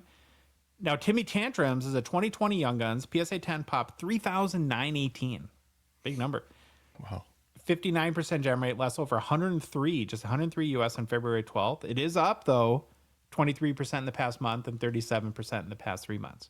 One more player, and it's pretty much obligatory at this point. We would lose our hobby journalism cards if we didn't talk about young Macklin and Celebrini. He's not leading the tournament in scoring, although did have a sweet penalty shot goal. Yeah. And I think watched that another 2 right or 3 before we points again today. For the thing about him is he's the second best player on Team Canada, and he's 19 years old. Mm-hmm. And on You that team, you was also wonder, like, if McDavid is just like, you know, he could feed McKinnon or Celebrini. You know, he's choosing Celebrini every single time, you know, feeding the kid. And then, especially in these games where, you know, they know they're going to kind of win handedly. So just feeding the youngster some love. Check this out. I saw this late last night, so I threw it in here. okay. Celebrini, first game goals. He scored a goal in his first USHL game in 22, scored in his first NCAA college hockey game, 23, scored his first goal in his first game at the World Juniors, scored his first goal in his first NHL game, and he scored his first goal in his first Olympic game. That's impressive. We're really trying to resist not getting ahead of ourselves with this kid on this show, because there are aspects of it that are true. We talked about it in the past week, even how we kind of all agreed you need at least 3 years to be a superstar, to perform on this level. But what you're illustrating here is undeniable talent. When you look at like pedigree of athletes, right? He's literally dominated everywhere he's ever been, and people love him. His team, the coaches can't stop. You got like how many articles we find John Cooper going back to the start of the year fawning over Macklin Celebrini. The player quotes are ridiculous, right? From Crosby, McKinnon, McDavid, anyone, and Gretzky, anyone and everyone is talking about how good this kid is. And I think what it again all adds up to is the sky is the limit for Macklin Celebrini. And I know, and I say this as a Connor Bedard fan, and I think Connor Bedard is going to be really, really good too. But I'm starting to feel like there is such a divide. I mean, there's a, you know, it's not 1A, 1B, it's 1 and 2 as far as like fair. future prospects. And again, that's not a knock on Bedard. I mean, No. ideally, they're both, it's another Crosby and Ovechkin type situation there. But I don't, and going back to the McDavid, McKinnon, and Celebrini line, did you guys like see the TV stat about how that group this season has 270 points in 57 NHL games? Oh my That's God. 4.75 point per game average. Sweet. And when they're on the ice, they're like, the other team like barely ever touches the puck. It's just, it's like I said, I feel like it's cheating. It's like, this is just unfair.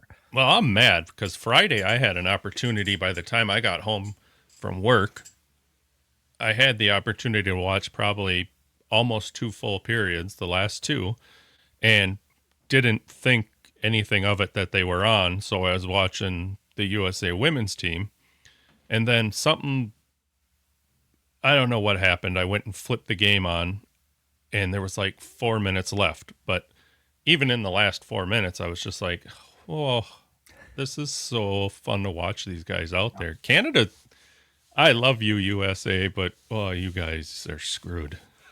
They're so we got to hope for like Bennington to implode. I think that's our which can happen. I'm not saying that. I mean, we know he steps up in international competition, but so here's the question I've been thinking about with Celebrini for a few days now. I don't know the answer to this. Are there more levels of hobby hype that he could even hit at this point? Like, is it even possible to get more, for Macklin Mania to get more bonkers than it already is? Because he's been dominant so far in these Olympic Games. I mean, only second, One I think, way. to McDavid. One way, and yes, you know the answer. Golden goal. Yep. Yeah.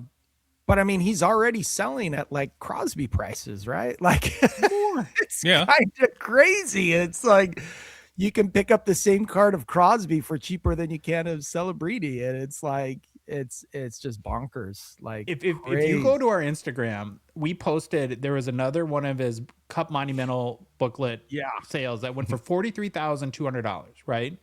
A record sale. The first one that sold was like 27,600, and the patch is and ridiculous. that was a bonker sale. Yeah, And that was a bonkers sale. My favorite part about that post, though, was in the comments, somebody said, "Huh, I thought this would have gone for more," that, which is indicative. And I replied, "I'm like, I get what you're saying. I don't think that that's a ridiculous comment, but I also wanted that person to know this is the second highest monumental sale ever." yeah. But people are so smitten by Macklin Celebrini that you look at a $43,000 monumental booklet sale, and what logically crosses people's mind is, I thought this would have gone for more. Well, we're to the point where, sorry, Dave, we're to the point now where anytime it sells, I'm not like, oh my gosh, that's crazy. I'm thinking, all right, let's see where we're going now. Okay, I get it. We keep creeping. Yeah, a couple of weeks ago, I went in and pulled out all the kind of the junk rookie inserts, like the UD portraits of Macklin Celebrini and the Sell this and the that. Right now. And I listed them all for like $20, and within like 24 hours, they had all sold. It was No insane. way. I had like, I don't know, 10 or 15 of them, and they were just. It was crazy. Someone would send me a lowball offer, and I'm like, I'll wait an hour, and then bloop, someone just bought it. You know, like it was just. Thanks, Dave. We just lost half our audience because now they're diving through their junk boxes trying to sell their dollar box. I just sold my whole dollar box. Yeah. The whole thing. Oh, you just bloop, gone. The whole box gone. Yeah. Oh, if you Facebook marketplaced it kind of thing? Kind of thing, yeah. Okay. Gone. I need to do that. Lots of Celebrinis in there. I probably should have combed through it, but... Macklin Celebrini is a 2024 Young Gun PSA 10 pop 1,636, so climbing up with a 28% gem rate, which is good. I think the lower the gem rate, the better for values long term. Sold for $1,700 US on February 14th. It's been bouncing around from like 16 to 1,800 in this past week too. When does it get to 2? Will it? Next week. That's what I figured. I don't know though, because Josh, you alluded to this with all the young guns that are stuck in PSA grading right now. Those are going to really start hitting the market, and I think there's going to be a flood. I mean, I got 2 sitting at PSA right now waiting to be graded, so it'll be interesting to see when hundreds of these things start hitting the market on the same day or whatever, like how that's going to affect the prices all of a sudden. So that's sort of our Phil wants to chime in, talk about this. Okay. Is it weird that I've developed emotional feelings for my cat? It is weird. It is very weird, Phil. Can't stay on topic. Guy can never can. Okay. No. And I got to watch that first. Dave. Oh, Dave. I know. We're at number 6 in the weekly 7. We got to talk about it. No, our guy Phil, remember him? He used to be on the show. Mm-hmm. Now he's a Pokemon and Disney princess card podcaster and journalist, I guess. Yep. He was very vocal from the beginning about his fears of injuries from these Olympic Games. And unfortunately for us and more you, Dave, we had a pretty nasty one on Friday. During Switzerland's loss to Team Canada, Kevin Fiala got tangled up with Canada's Tom Wilson and crashed into the boards awkwardly and at a bad angle for, I think it was left leg. Yep. It was immediately apparent. I was watching the game live that the injury was serious. So he went down on his stomach, wouldn't move. And when the medics came out, they were trying to get him on his back. And he was like, no, do not move me. So they end up kind of awkwardly putting him out on the stretcher on his stomach. Mm-hmm.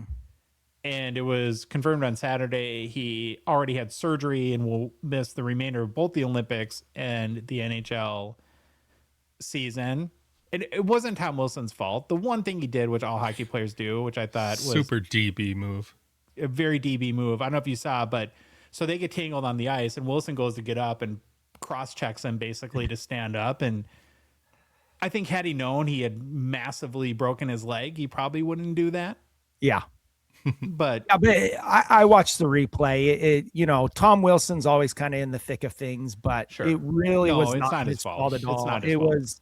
It was just an awkward fall, a fall that happens multiple times a game. That exact same thing. He just got his leg in the wrong place, Yes. and It almost feels good to say, for as much as I hate Tom Wilson, buddy, it wasn't your fault. yeah, It was. And I think he had tried to reach out after the game. There was a bunch of players that I guess had talked to Fiala, including King's teammate, Adrian Kempe, who's playing with Sweden in the Olympics. He had this to say about his conversation with Fiala. He said, obviously, it's sad and it sucks for him and for us, the Kings. Sad for him, he said. It's something that we've been looking forward to our whole life, coming here to play in the Olympics and going down like that. It's really tough for him personally and for us as a team, how much he means to our team back home in LA. Yeah, just very unfortunate for him that it comes in a tournament like this, and we've been looking forward to playing for so long. I feel for him. I don't know. Has this been how are Kings fans taking this? Is this a big gut punch? yeah, it is a big gut punch because we made a move, we brought in Panarin, and there's like all this. We're not in a playoff spot right now. We're just right outside of it. And we made a move to push us forward, to bring in someone who could set up a lot of people. We can see more goals now from Fiala or Kopitar or even Kempe, those kind of players. And you have all this excitement and this like, okay, right after the break, the Olympics are over, the Kings are going to get on a roll, and then it's it's like just get a big old gut punch. And so it kind of deflates you. So when we're talking about like the St. Louis Blues and some of the other teams that might be moving players, now the Kings have got to refocus and say, okay, we got to replace Fiala because, it's not like Fiala is the main guy on the team, but he's a core guy. He's, I didn't look at the stats, but I think he had like, I don't know what were his stats. You probably he's a 70 because he was on the Wild forever, and he was a 75 point a year guy, which every team desperately you need superstars. Yes, yeah, and he's going to score. He's going to score 25 goals a year or whatever, and so you got to find a way to replace those goals now. So He's at 40 points, 18 goals, 22 assists. yeah, okay, so yeah, about 25. So he'll goals. finish in probably 60-point range, something like that. But we felt it for 2 years after. So the Wild basically. Now I know we got Faber in return, but nobody knew. If you knew Brock Faber was going to be that good, you would have never traded him as part of the Kevin Fiala trade either. And so when we lost him, because we basically, it was down to, because of the Parisi and Suter contracts, we could keep Matt Dumba or Kevin Fiala. And for whatever reason, they decided to keep Matt Dumba. But then you have that problem where it's like, well, you trade Kevin Fiala, now you just lost 70 points. How do you replace that? We couldn't replace him. And we paid dearly for that. And now you're in the same boat. And Fiala's never, he doesn't play on the top line, but he's kind of bouncing around. The Kings play a lot around with lines, and he's always kind of second, third line. And the second, third line play just as much as probably the first line. They really roll three lines pretty even, and even throughout their fourth line. And so losing him is just kind of like a core anchor of our team, and we got to find someone to replace him now. Because I don't think you can just plug in Panarin and then hope that we have the surge now, because he's just kind of replacing Fiala. I think Panarin will be better, but we got to find someone to replace Fiala now. Well, it's one step forward, one step back. Now Correct. with the Panarin thing. Last year was Fiala's highest scoring season for you guys at 35 goals. Yeah. Yeah, So I we mean, got to find those That's goals. tough. Yeah, that's it.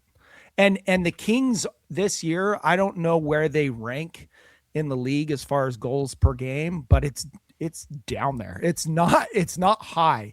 And so, bringing in Panarin was one of those things that was going to elevate us to score more goals. Not that maybe Panarin's going to be putting it in, but he's going to be setting up his teammates. And so, losing Fiala just loses a guy who can put the puck in the net. 2.6 goals a game average right now. Yeah, it's not fantastic. With Well, how much actually, scoring there is. Has anyone reported what the actual injury is, other than an obviously probably broken leg? Yeah, I looked at it last night, and maybe, they said a lower leg injury. So he probably broke, well, obviously, I'm going to guess he broke some kind of bone either in his leg or in his ankle.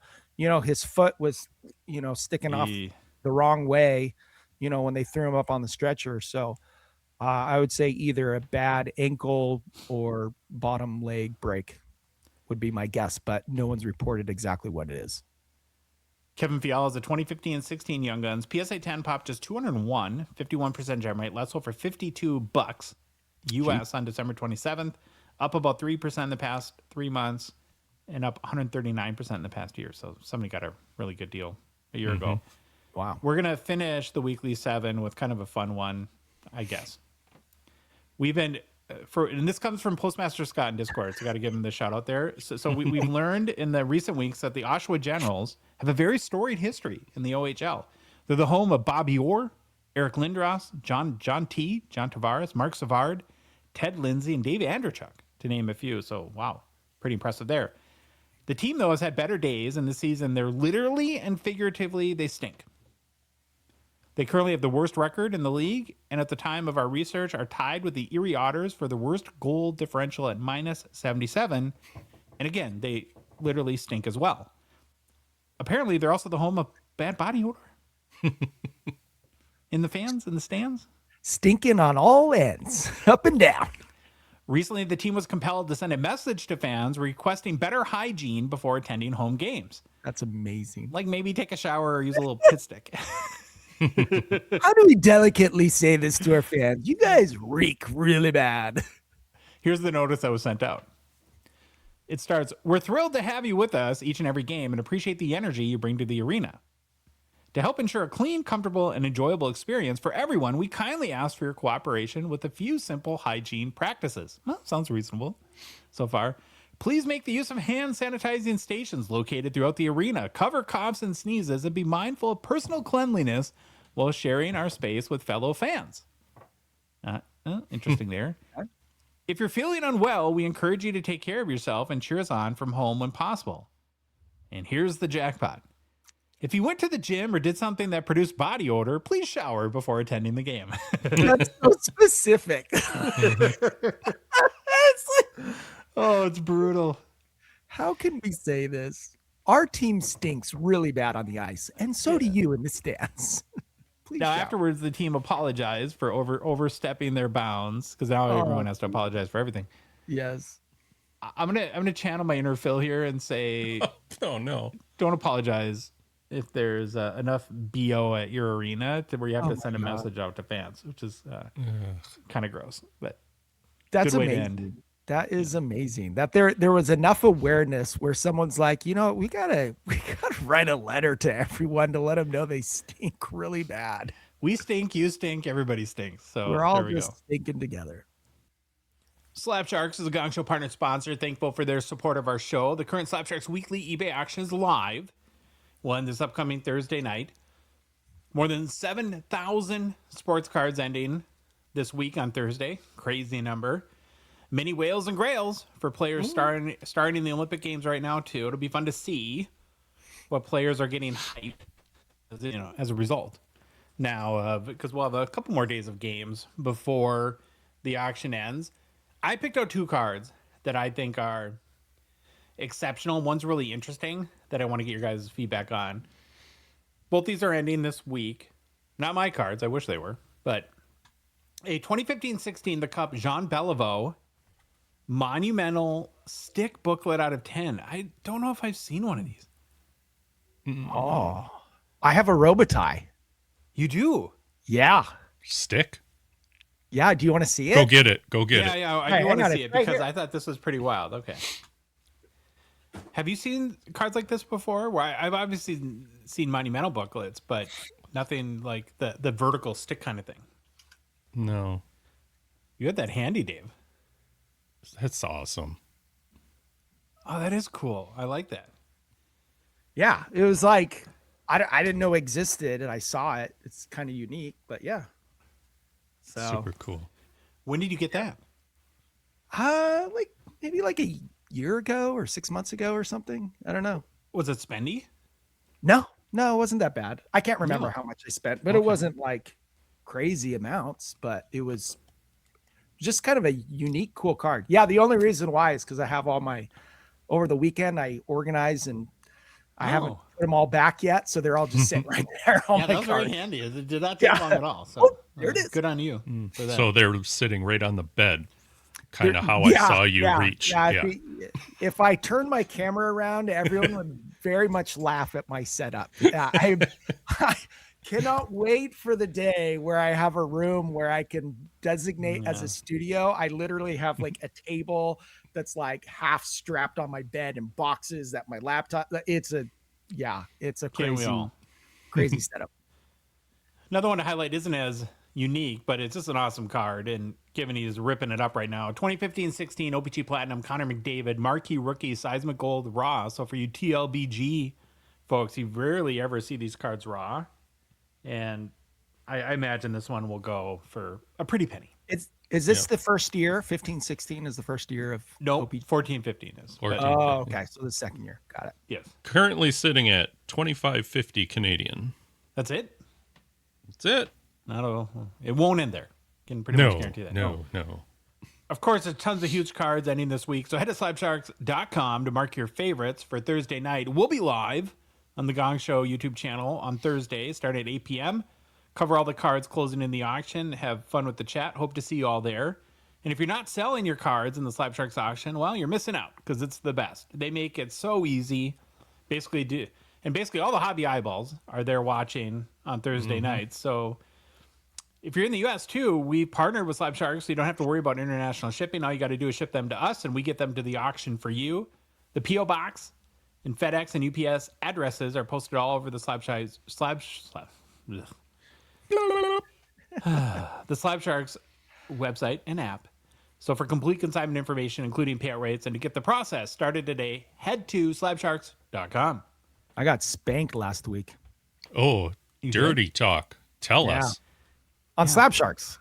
Yeah. Spanked. I didn't.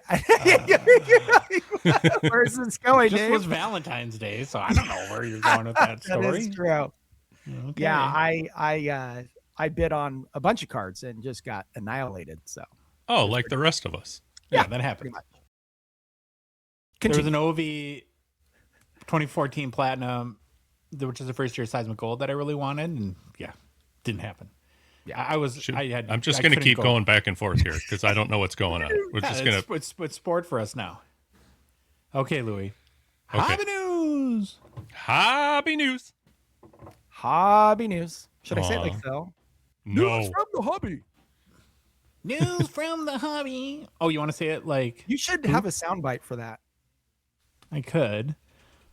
Or we could just do. Hold. Wait a minute. Wait. I wasn't ready. I got a little package. I'll just have to do that one again. Okay. Not a lot going on in hobby news. The hobby's, hobby's boring. Oh, that was really loud. Sorry. Yes. I did find not a lot of hobby drama right now, which I get. Wow, there's like breaker stuff and racist stuff, but that's not the waters we typically swim in. So we will talk about, though, I did notice in Card Ladder where they have their indexes that the hobby be booming in basically all facets, which isn't a giant surprise. But over the last 6 months, though, every single index, and there's a lot of them that they tracked, is in the green at this point. So according to Card Ladder, Star Wars is up the most over the past 6 months at only 137% gain. In fact, TCG and entertainment cards kind of lead the way with One Piece, Pokemon, Yu-Gi-Oh! All making huge gains. On the hockey side, though, our Gongshow 100 index is up about 31% in the past 6 months, which isn't bad. And the, of course, not up-to-date Card Ladder hockey index, which I have it to work with them. Like, there's no Celebrities in there. There's no Hudsons. There's no Demidov. There's not even, other than Bedard, not 2023 rookies. There's no Slavkovsky that we tie. So it's a tough one a little bit, but the cards that are in there is up 17%. But I wanted to kind of focus on where we did take a long time to curate the Gongshow 100. And if you go past, you look at the long-term view, right? And so our index measures basically the blue chip legends of the hobby. And it's been a good 6 months or so, but still a little bit off of looking at the all-time view of 2021 where the market had, spiked for obvious reasons there. And of the 100 cards that make up the Gongshow 100, 51 have increased in the past year, 20 have stayed the same, and 29 have lost value. So yeah, I mean, overall the hobby is doing good. It's kind of, so there's kind of two things that I was thinking about while preparing this. There's something about the human condition where when things are great, there never seems to be much to say other than I wonder when the sky's going to fall. Right. Right. It's like we're so much interested. There's so much more to dig into when kind of the sky is falling versus when everything's booming.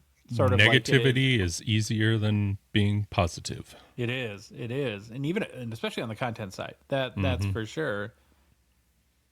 But it also got me thinking a little bit about how, like, the year 2026, other than any sort of like fatalist mindset you have, do you guys see any reason why the hobby won't continue to be strong this year? I think as long as the economy's strong and people have money in their pockets to spend, I think it'll continue to grow and be successful. We're seeing a lot of excitement with young players. We're seeing the ends of some legendary eras that people are paying money for, and then you got the people in the middle like McDavid and McKinnon who are keeping that middle tier going. So I mean, I can't see it slowing down as long as people have money in their pockets. It feels like collecting is getting more popular in general too. Yes, yes, definitely. With, Tom Brady marketing and, other famous influencers coming out and card shops popping up. We have one that popped up just in our area from, Really? What's his name? The announcer, the UFC announcer guy, why can't I think of his name? He's the Let's Get Ready to Rumble guy or the... Yeah, that guy. He opened up a shop in just 20 minutes from my house where it's like a collector experience and all this stuff. And so, it's becoming more mainstream. It's not like this nerdy hobby that these, push-up glasses guys just do. It's becoming popular for all ages. It's becoming popular for, people who are not just nerds, I guess. So when Fanatics first acquired the licenses and then they came out and it was big news at the time, and we of course talked about it when they came out and said we're going to 10x the hobby, and everyone was like, yeah, right, 10x the hobby, blah blah blah.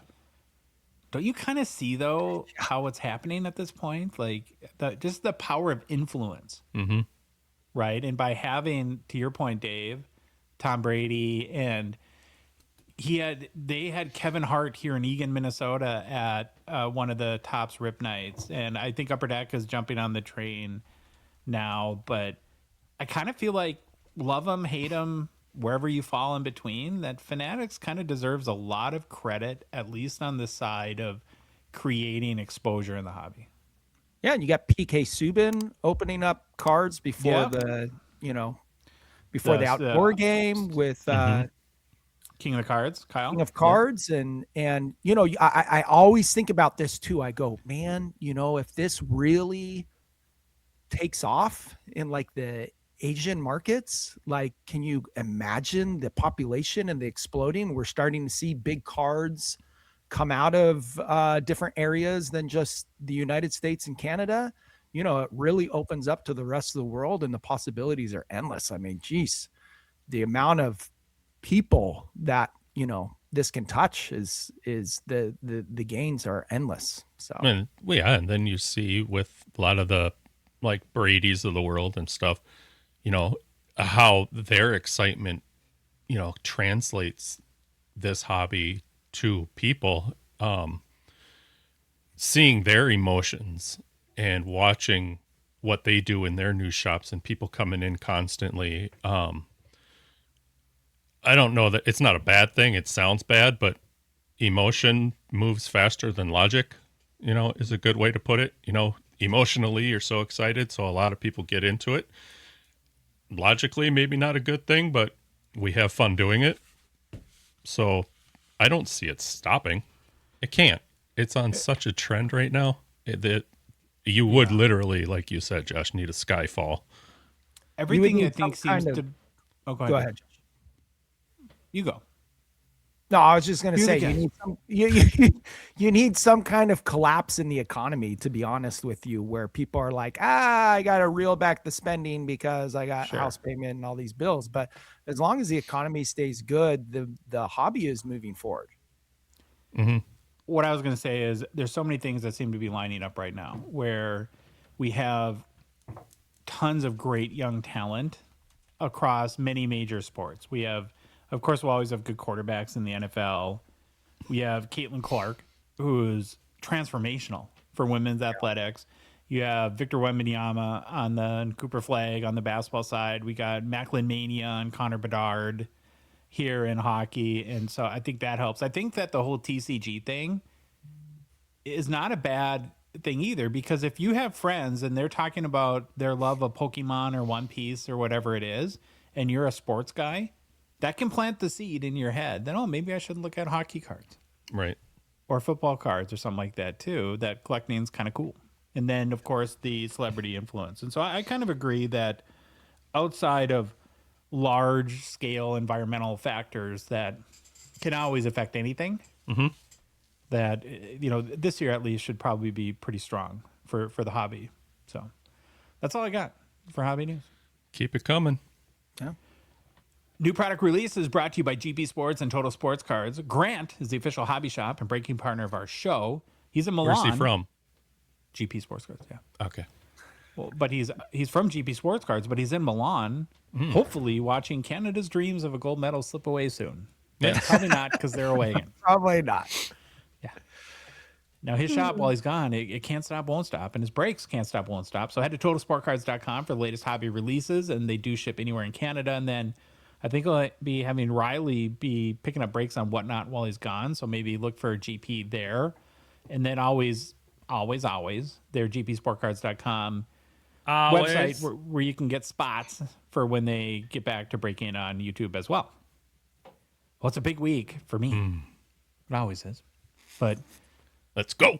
One of my favorite products. I'm a Fleer guy. Ba-ba-ba-doo. 2526 Fleer Ultra comes out on Wednesday. Now, normally for your box review videos, Dave, you'd have to sit this one out. But if you're going to be lucky enough to get your grubby little hands on a box, and we'll talk about that as part of this, there is a physical component to 2526 Fleer Ultra, which is, I think, a great move on the side of Upper Deck and good strategy to expose the product to more people. But today we're going to cover the highlights on the checklist and some of the key card designs. We're not going to go through them all, but you can see every card and every set on hockeychecklist.com. So go there and check out what we do not cover in this review. You know what's really cool about the checklist site too? I haven't mentioned this in one of my box opening videos, but I need to.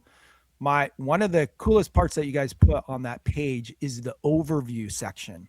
So if you don't want to like go through and hit the drop downs and look at all the inserts and all this stuff, hit that overview link and it gives you the box breakdown. It tells you like the odds for hitting certain card. Like it's a really good overview of a product. So it's very helpful when I do my box opening videos. I look at that overview page and that's where I'm basically gathering most of the information I'm sharing with people. So don't thank you. Appreciate that. Yeah. Overlook that. It's very, very cool part of the checklist page. That was a tough decision on my side, just to get it for like a tiny second into the mechanics of the checklist site to create. Well, we're always going to have an overview, but what most checklist sites do is they put it on the same page as a checklist, which is great before the set comes out, but I find kind of annoying because then to see the checklist, you have to like scroll, and then you hit the checklist. So we put it on like a separate page, which makes it a little bit hidden, and I think a lot of people maybe overlook it. Yeah. But yes, it is there. Don't overlook it. It's a fantastic bit of knowledge when you want to research a product. Okay. Fleer Ultra, let's dig in here. Okay. The base set has 3 components for 2526 Fleer Ultra. There's base veterans, base veteran SPs, which stands for short print. Not sure if you knew that. Didn't know and that. base rookies. Now, in base veterans, there's 100 cards in the set. There you get 4 base cards per pack, and then there's a number of parallels. Same parallels for all 3 of the base set components. Rainbow foil for base veterans is 1 in 3 hobby and e-pack. Gold out of 250. Ice out of 100. Platinum out of 25, and the gold spectrum 101, and printing plates 101. The SPs are basically there's 50 additional veterans. These are the superstars. Same parallels with base veterans, except the rainbow foil is a little tougher odds. Instead of 1 in 3, it's 1 in 7 pack odds. But then the same number of parallels. And Have you seen crystal? Rookie, what? Have you seen a crystal? No. They're unknown, Louis. It's got. I know. It's got my curiosity though to see what they did for crystal. I didn't see it in it. Is there a crystal? Wait, It says crystal. It says unknown. crystal. Unknown Oh, odds. yeah. There's a crystal with unknown odds there. Yeah. So that's to the SP and to, sorry, I forgot to mention that, and to the rookies as well. So that could be a little bit of a fun mystery. Mm-hmm. Maybe that'll be a chase. And then there's also 50 rookies on the checklist, all the big names, of course, that you're probably expecting. And then a couple like you'll always see on a rookie checklist as well. But again, same parallels as with base SPs. Okay, now I kind of glossed over that because inserts is really, like, if you're a Fleer Ultra person, that's where you're going. That's what you're typically collecting, and it's where it's at for Fleer Ultra. I picked out 4 of 11 total insert sets. We'll start with medallions, which is kind of the star card of the product. It's what the product's probably most known for. And the thing about, like, this stage of the process, before the cards have come out and we're only looking at preview images, it's really hard to get the flavor for the card. Mm-hmm. So I can't give, like, a strong opinion on do I like the medallions or not. I think with this design, it's going to be completely dependent on the technology and what kind of cool stuff is going on in the card. I could see it being kind of a okay, I don't think it's a bad design, but I'm really hoping that there's something about this in hand that makes you go, like, you know, makes it really pop. Like maybe that background doesn't stand out as much as it does on this preview, where you kind of have to turn the card and you see Fleer Ultra medallions or something. Or there's a holographic component to it, Yeah. or something, or a rainbow, like, to the logo. Yeah, just something crazy going on. But they didn't cut your legs off. You got a full body shot this Yes, time. it's super important. Out of any product that comes out, I think Fleer Ultra is probably the biggest one where you're like, I need to see these cards in hand. You know, it's very dependent on what it looks like in hand as opposed to a photo. Which goes back to probably the smart move to do hobby releases so that people, because even when it does come out, realistically, it's a week or 2 probably, but by the time you transfer to ComC and get it shipped to your house, and then they show up on eBay before you get an actual photo of the real card. The medallions, there's always 50 players on the checklist. It includes a mix of veterans and rookies. On the rookie side, though, an important note about medallions, no Matthew Schaefer or Beckett Seneca. Which I'm... Wait, isn't that Seneca? Jerk. Sorry, I said it wrong too. So You're just as bad as names as I am, for the record. oh, I'm so. worse. I'm definitely worse. Trust me. I don't think there's anyone who's worse than me. I'm assuming it's a timing thing, because when you look at the rookies that are on the medallions checklist, they're the holdover rookies from last year. Still, though, it's tough not to have a Schaefer, especially, I think. Yeah. The parallels are pretty much the same. There's one kind of question I have. So you have the gold out of 200, platinum, which I think is a great value card in the hobby. Platinum out of 100, ruby red out of 50, sapphire blue out of 25, emerald green out of 10, and black 101. Okay, I have a question about these. This always bugs me, and I realize there's stupid things that probably bug me and nobody else. When you look at ruby red, sapphire blue, and emerald green, isn't that completely redundant? Can it just be ruby, sapphire, and emerald? Because of course ruby is red, sapphire is blue, and emerald is green. Yeah, yeah. Or is that just something that bugs me? I see your point there, but they're trying to make sure everyone knows what the right color is. Yep. I think there are people who don't know. Like, I don't know, that ruby is red or sapphire is blue. I think there are people that don't know that. So they're just trying to make it very common for everybody so they know. But The question I have is, Another there's one? no Titian. That's the weird coppery color that everyone thinks is Titan for the first 3 months, and then you learn it's Titian. So I don't know if they didn't include EPAC achievements, or that's not a thing, or the Upper Deck just left it off the checklist. I guess we'll find out the answer in a little bit. Where would Titian fit into that then? Normally out of 75. Gotcha. Maybe there's something new that's like an Easter egg or a surprise. Okay, so Let's so get on to the next one because I like this one. you do. Yeah, this is, I think, going to be the big controversial one. Like, controversial in the sense of, some people love it, some people won't. It's called Angulars. It's just Pretty different. wild. oh, that is weird. Now, will it land with collectors? I have no idea. There are 20 players on the checklist. Really tough odds. So to hit any one of the 20 is 1 in 450 packs, which means 1 in 9,000 packs to hit a specific player. They're all veterans and star players, no rookies. And we're looking at the Nathan McKinnon example. It's like a very futuristic sort of, almost like a trophy, like what the top of a trophy would look like. I don't know. What do you think? It's like a bunch of triangles that make up the player. Yeah, very good. Hence the name Angulars. I'm in. Yes. I mean, I don't know why I'm in because it doesn't specifically show it's McKinnon other than the name, but it's just, I don't know. Are you $500 in or something like that though? Yeah. Given how tough the odds are, if that's what some of these go for, that's where No. I would. I want this. This is a card I would have to see in hand too, just to see what the shine or I don't know how they look. Mm-hmm. But To somehow Very- get the very logo on the jersey, I think would have been a big plus. yeah, maybe that's what it is. It doesn't look like it doesn't look like the team, right? You don't see the team involved in that. Okay, we go from this one to another interesting one. It's called, I think, Mise en Scene. Ugh.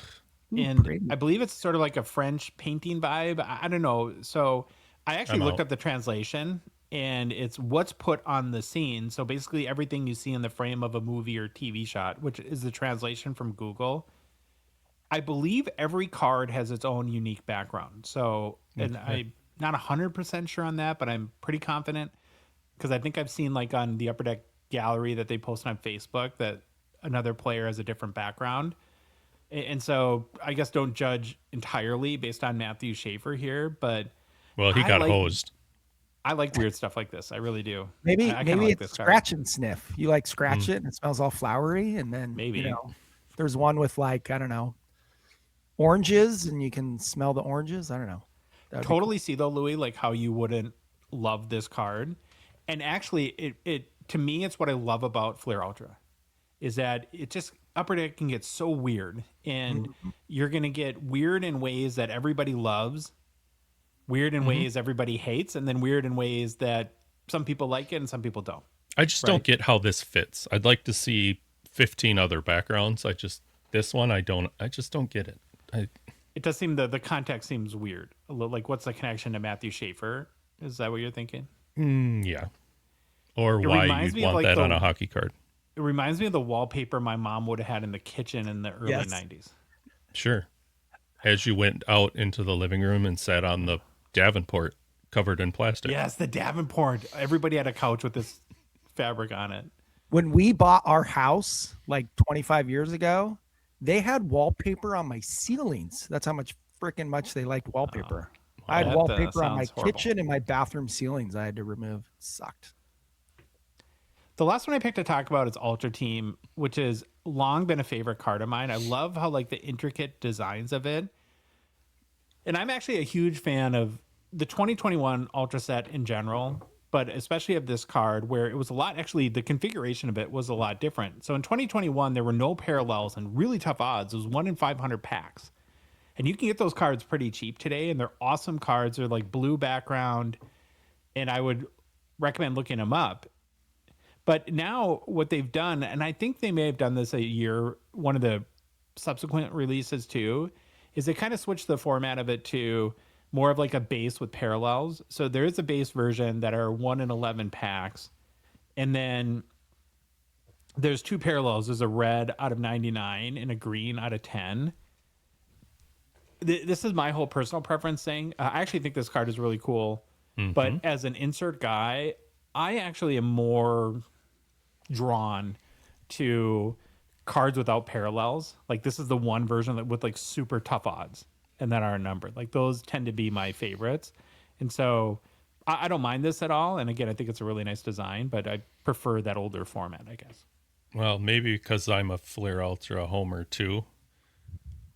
Typically, I wouldn't like this, but I love the presence of the Flair Ultra logo on this card. That is cool. That is cool. And it's kind of interesting how they went with the Flair Ultra there, not like you could have put the team logo there or something like that, right? And put the Flair Ultra in the corner. But I agree. That's a good point. So what do you guys think overall of the four of the inserts? Is give you something to be intrigued about with this set or no? I mean, I've never really been a huge Fleer Ultra guy, and that's maybe because I started collecting much later. So, but I will have to buy a box. Shame.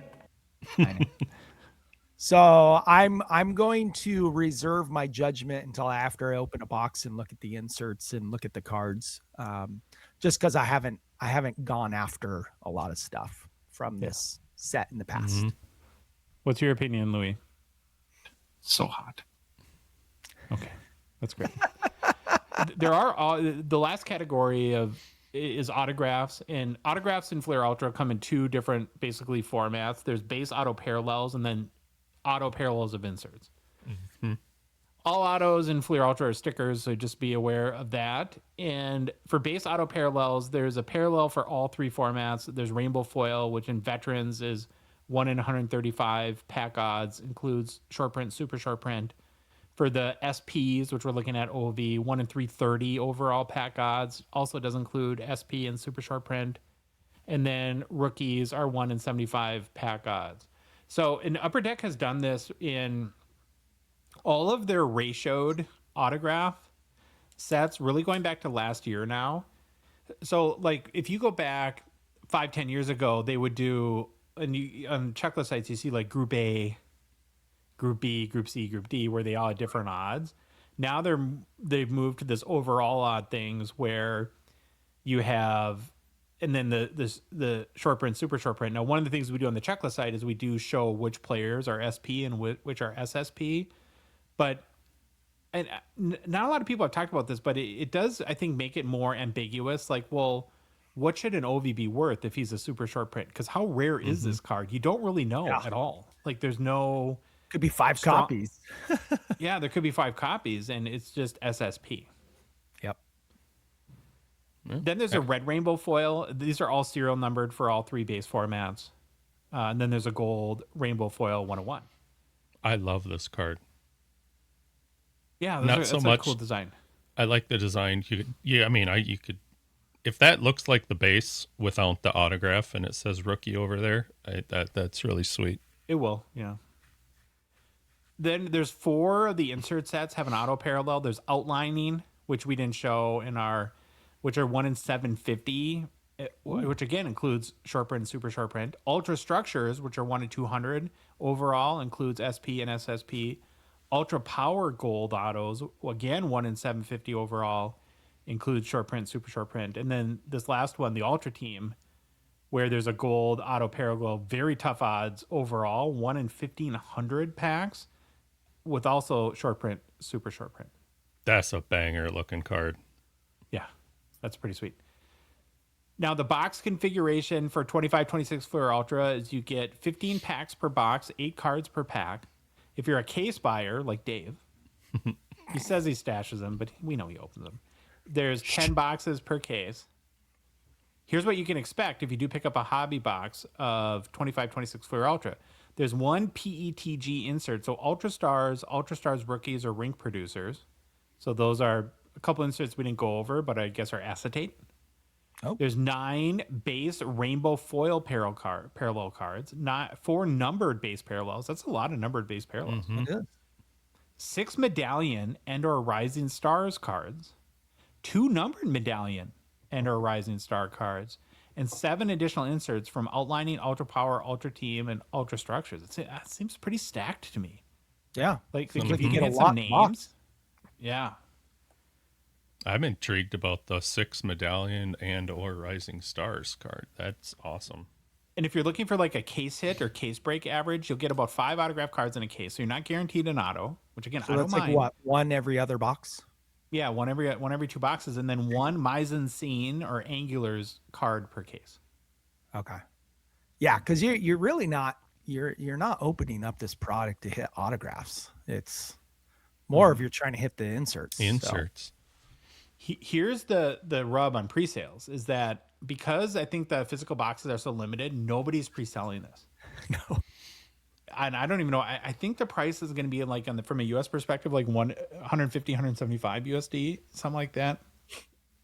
I know I'm going to be out Wednesday morning hunting to find a box, and my plan is to stash it. 2. 2, okay.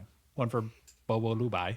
Are you going to And- buy a box to open and buy a box to stash? You're not going to just open gonna it? You should stash buy 2. No, At least enjoy opening a box. I'll Buy buy 4. I think Upper Deck actually is really smart in the way that they're doing this with it being on EPAC. And now they're like, okay, we're going to throw some physical boxes out there, but instead of flooding the market, they're creating this buzz because everyone knows the physical box, there's scarcity to it. So it'll be very interesting to see what happens with this. Totally. Kind of created a extra excitement, at least for me, who doesn't really hasn't been on my radar. I'm even like, oh, I kind of want to see what all the buzz is about. I'm very pumped about it. Yeah. What about you, Louis? You pretty excited? You know the answer, buddy. I can't wait. Even without any of my homies in there. Are you going like to it. open up a box, or are you going to stash it, Louis? If he finds me one, I'm busting into that thing like Okay. a Yeah. Freight chunky train? kid on a cupcake, man. Ooh.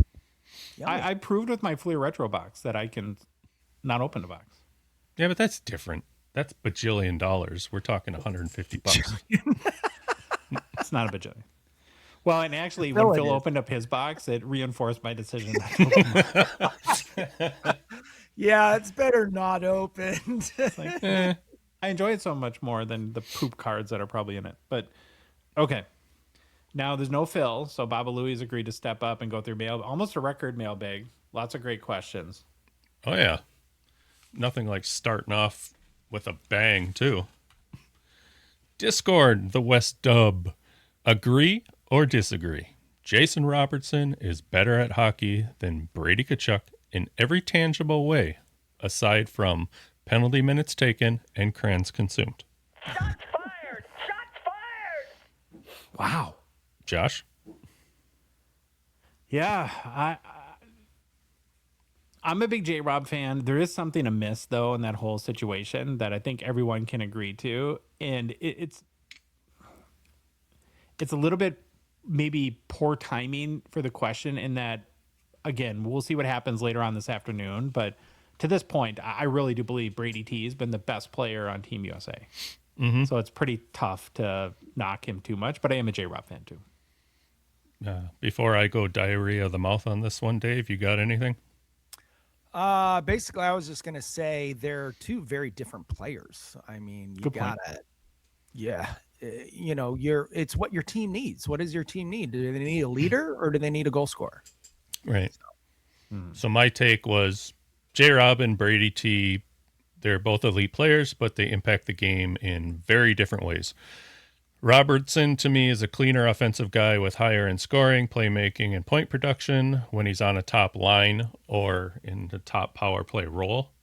Brady, he brings strong offense too, but his value is kind of broader. His physicality, his forechecking, his leadership, and he can be used in all situations. So if you're choosing pure offense upside, I think J-Rob, but if you're choosing a tone setter who fills multiple roles and drags his team into the fight, it's Brady. All depends on what you value more, I guess. I would go to say that, I would have loved to see Brady Tkachuk as Team USA captain over Matthews. I'm still a little baffled about that decision. He just, I think in the Olympics, you need a more vocal, in your face leader for this competition. And I would have rather have seen Kachuk or someone else as opposed to Matthews as the team captain. He's a thorn in your side, but he brings leadership, and that's why I can't disagree with that. Did you guys see, like, when he scored his goal against Denmark in USA Game 2, he skates to basically the boards and he points down to his teammates and he's like, come right here and celebrate. Like, he's telling them to get their butts over there. And I think, like, that's what you're talking about, Dave, right? It's just that kind of vocal uniting presence. Yep. Discord, Ed Lister. With one of my daughter's cousins drafted into the NHL and will be one of my PCs moving forward, a co-worker's friend's kid playing in the NHL currently, and another co-worker cousin is an NHL legend. Do you guys know anyone in the NHL that you PC, other than Josh, that we already know he had a family member there?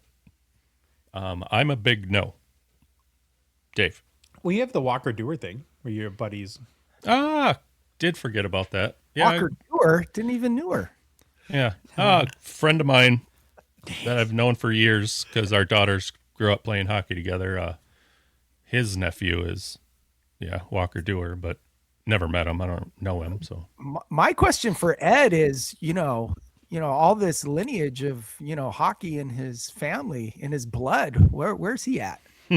Get Ed on the ice, maybe get him on my team or something. Maybe he's hiding the talent we don't know about. It's more like, if you remember the movie Twins with Arnold Schwarzenegger and Danny DeVito, he's more of he just got the leftover. Yeah, maybe. Well, here's my question for Ed. When you say one of my daughter's cousins, isn't that like saying one of your nieces or nephews? Yeah, I thought that. Yeah, I don't have anyone that I know personally who you got that football has kid been what? You got that football kid that you've been. Yeah, I mean he's done now. I mean he had a college career and he's not he tried to make it. His dad played for the 49ers and I know his dad really well and he had a kind of a private tryout with the 49ers but didn't make the roster. So gotcha. Josh. Well, I just a couple hometown guys. Scotty Prunovich, who was the Hobie Baker winner and is in the Utah system now, but has a lot of injuries and a small defenseman, tough to make an NHL go. And then Adam Johnson, which is a very sad story. Yeah.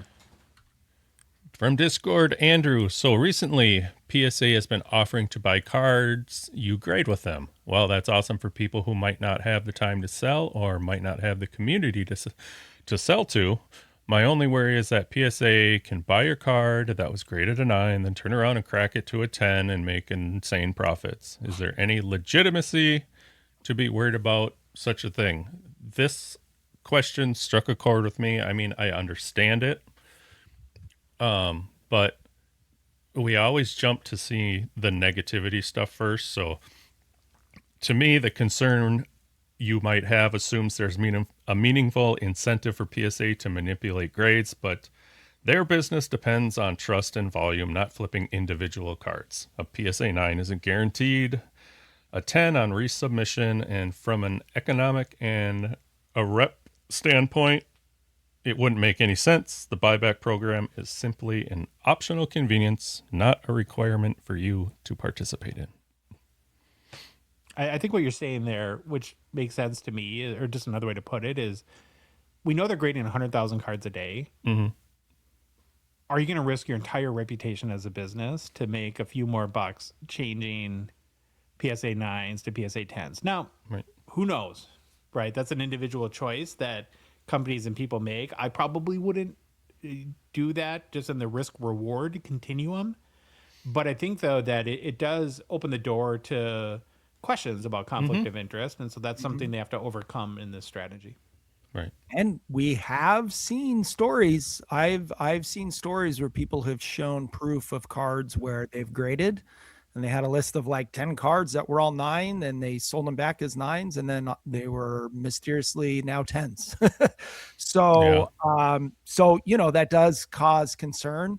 The way that I grade is through bulk submissions with my LCS. And so to me, that never comes into factor because I'm not using that option. I'm getting my cards back.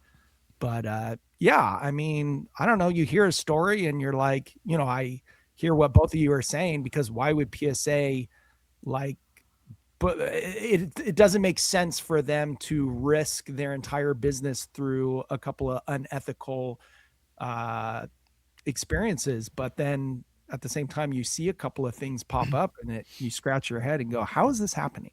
Right.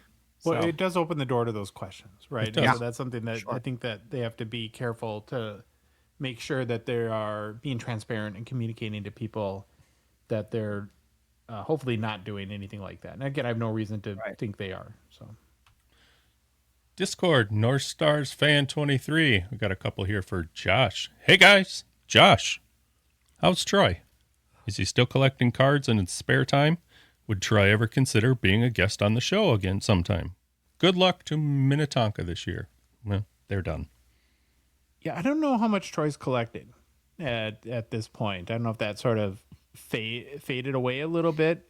Last time I saw him was with Dave at the World Juniors. Actually, we've invited him to a couple watch parties, but Troy's a little squirrely when it comes, always has been when it comes to those things. But I think overall he's doing really well and just knee deep in coaching right now with both his kid and who still plays in youth hockey and the Minnetonka Skippers. So he's doing well, and of course would always have him back on. I mean, that's something that Well, I yeah. won't at this point because until April after the hockey season.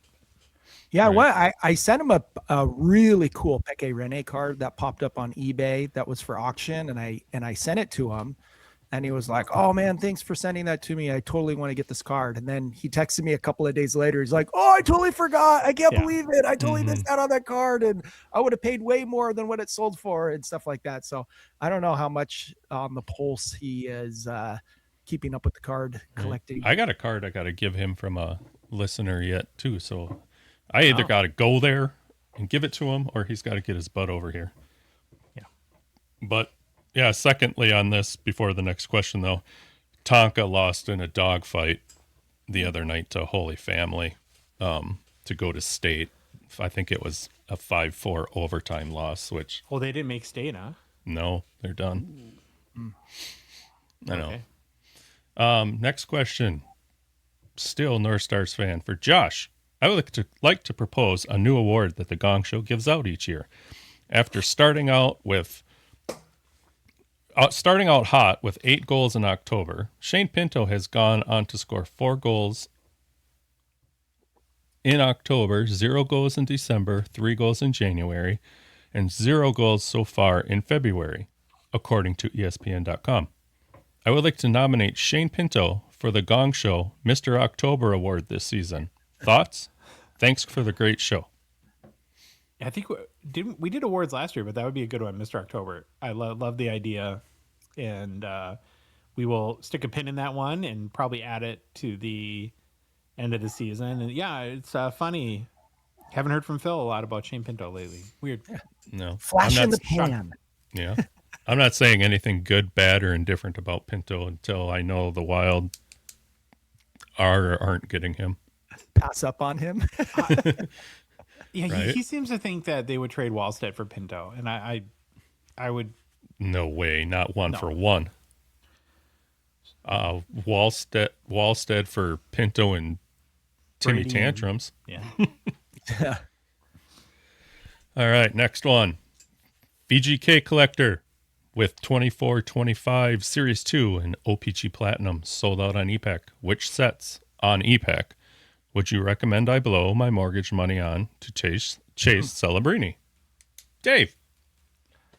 Well, I think you're going to have to, if you look at Flagship, you look at the Cup, you look at SB Authentic, those are kind of your big banger boxes. But those have just gone through the roof, skyrocketed in prices. But there are still a lot of other products like Celebrini Chases You got, well, stature is pretty up there, but you do have the dual chase of Celebrini and Bedard. So if you can find some stature boxes, that would be a good choice. Extended has the Young Guns canvas of Celebrini and the acetate. And I mean, those are like $120 a box American. So that's a cheap way to go after him. And then you have a bunch of other ones, Allure, Ice, Parkhurst, lots of other ones you could kind of go after. You just can't go after the big cards if you'll really blow your wad with Joshua. risk. Yeah, I think the answer is I like Extended. Another one I would throw in there, and we're gonna make people mad with this. We're gonna get, why do you tell everybody this? Metal. Yeah. Metal Universe. Still like $160 a box. Green PMG Celebrini. That's a big card. Yeah. Huge. I agree with both of you. Good job. YouTube, Knoxville. Your comment on grading grab leads me to a great mailbox question. What do you consider too low of a value to send to PSA? Josh? It depends on your goal for grading. If it's a PC card, there probably is no low value. But if you're looking to add value to your card and with the risk, and typically you see what a 25 to 50% gem rate, I'd say probably $100 is where I would land on a raw card value. David? For me, if I'm flipping a card, I want to go from raw to a graded card to sell it. I look at what the PSA 9s are selling for, and I want to at least cover my cost of grading. So if a PSA 9 is going for $25, then I'll grade the card. If it's going for less than that, 20 or under, I won't attempt to grade the card. So that's where I draw the line. Mm-hmm. And then I'm kind of the oddball out here. I'll just shorten up what I was trying to say, but I feel if somebody wants to grade a PC card and isn't concerned with resale value or the final grade, it's a completely valid reason to submit. I don't think grading has to be purely an investment decision, just about how you collect. Maybe you just want it in that graded slab. I know it floods it, but to each your own, really. Discord. Tori. Hey, is this Tori, Phil? No. Oh, that's Tori? Sorry, that was a Phil comment. Revisiting your segment on best chirps last week, how could you guys miss out on your man crush, Brian Trottier and Kevin Stevens chirping Brian Bellows in the Pens North Stars Stanley Cup Final Series? Greatest hockey chirp session ever. So good. Trottier and Stevens start laughing at their own chirps when they started running out of logical insults. First of all, it was the worst chirpers. That was the segment, Tori. Yes. And second, I do anything possible to block out that Stanley Cup Finals series from my memory, because it was not fun to be on the green, gold, and white side of that one. And if we were able to say it, it wouldn't do it justice if we couldn't use exactly the words they said. So even if it was the best chirps, couldn't say it, bud. And you can't. You got to say it like it is, and I'd have to edit too many bleeps. Yeah. Be lost in context. Be lost in beep, beep, beep. Discord, Philly LW. How do you PC your favorite players? Do you prefer quality or quantity? By that, I mean a more selective approach with players' cards where you only buy cards that really speak to you, or a scorched earth approach where you try to accumulate as many of that player's cards as you can get your hands on, regardless if it has eye appeal to you or not. Dave, how do you approach your Luc Robitaille? This will be a classic. I definitely don't go for the collect every single card. I mostly go for the cards that speak to me. Yeah, well, a lot of cards speak to you. Well, there are a lot of cards that speak to me, but even with Robitaille, like pretty much all the Robitaille cards I have, of course I have his rookie card. I have it at a PSA 9 and a PSA 10. But other than that, there's not a lot of like playing day cards I have of Robitaille. Almost everything I collect of him is modern patch autos and auto cards. And so he continues to be in a lot of sets that I like. And so I continue to pick up those cards. But as far as like, I have to go back and look at every single card that was ever produced the Robitaille. I'm definitely not doing that. I wouldn't even know how to find every single card, and I'm not going to do that. So, yeah, I tried to do that with my Puckett collection and did very well, but I ended up stopping doing that or quitting that. For me, with Heischer, or Madonna, less is more. And if I was going to draw the line in the sand somewhere, and I still think this is too much, it would at least have to be a numbered card. But there's so many of those too that, we'll just less is more. Josh? I agree. Josh doesn't even have a Josh doesn't have a piece. Well, yeah, he does. He's kind of, dude, he's been on the Crosby Kirill train again. Crosby, Kirill, OV. That's what I buy the most. I've been constantly trying to buy less but better cards, and it's part working and part isn't working. What I found what's happening is I can't stop, won't stop buying cards. So I buy cheaper cards, and then I'm forcing myself to sell them into bigger cards, which one might say, well, why not just save your money and buy the bigger card to begin with? I know, but I can't help myself. And I really think like there's a good chance where I could end up with like a 20 card PC at the end of this year. Cause I talked about like that, the week before this, I kind of sold everything I could find to pay for my Crosby Prism card. And then the OV 2014 Seismic Gold came up, and I have the Crosby PSA 10. I really want it because it's a fun pair, right? And I bid $3,000, and if I had won that, I was going to have to sell cards I really like. And part of me is dreading that, and part of me is kind of excited by, like, because maybe it makes you feel like that you're evolving when you, like, it would have been really painful to pay for that card. Like, not fun. But maybe that's healthy. I don't know. Well, this next question fits into this perfectly then, Josh, from Mad Dog Nav. If your collection then had a theme song, what would it be? That's a tough one for me. The only thing that came to my head was Sanford and Sons, which I don't think is ringing endorsement of how I collect. But I can't even make fun of you because I don't even know what that song is. Dun dun dun dun dun dun dun dun. Oh, dun, that dun, one. dun. Yeah. Gotcha. That's the PAs on KFAN. Got it. Yeah, it's the theme song to Sanford and Sons TV. Got it. Dave? I went with Sure Shot by Beastie Boys, the opening line. Because you can't, you won't, and you don't stop. That's me. Yes, that's perfect for you. This question made me, I know Louis is a big music fan, but I don't know. Are you a music guy or no, Dave? Oh, yeah. Really? So this is the really nice thing about my job.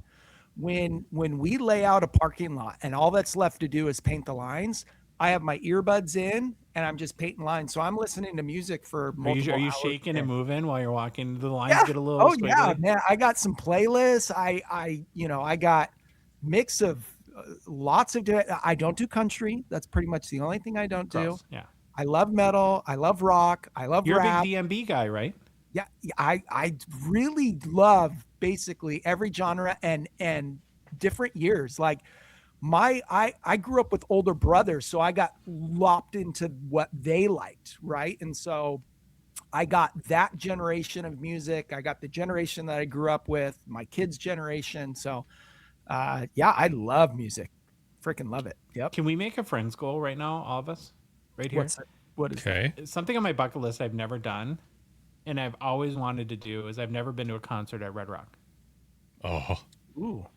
it's fun. You've been there, Louis? Yeah. What about you, Dave? Yeah. Just pray you bring a titanium flipping umbrella, though, because if it starts to hail, you are in deep trouble. Okay.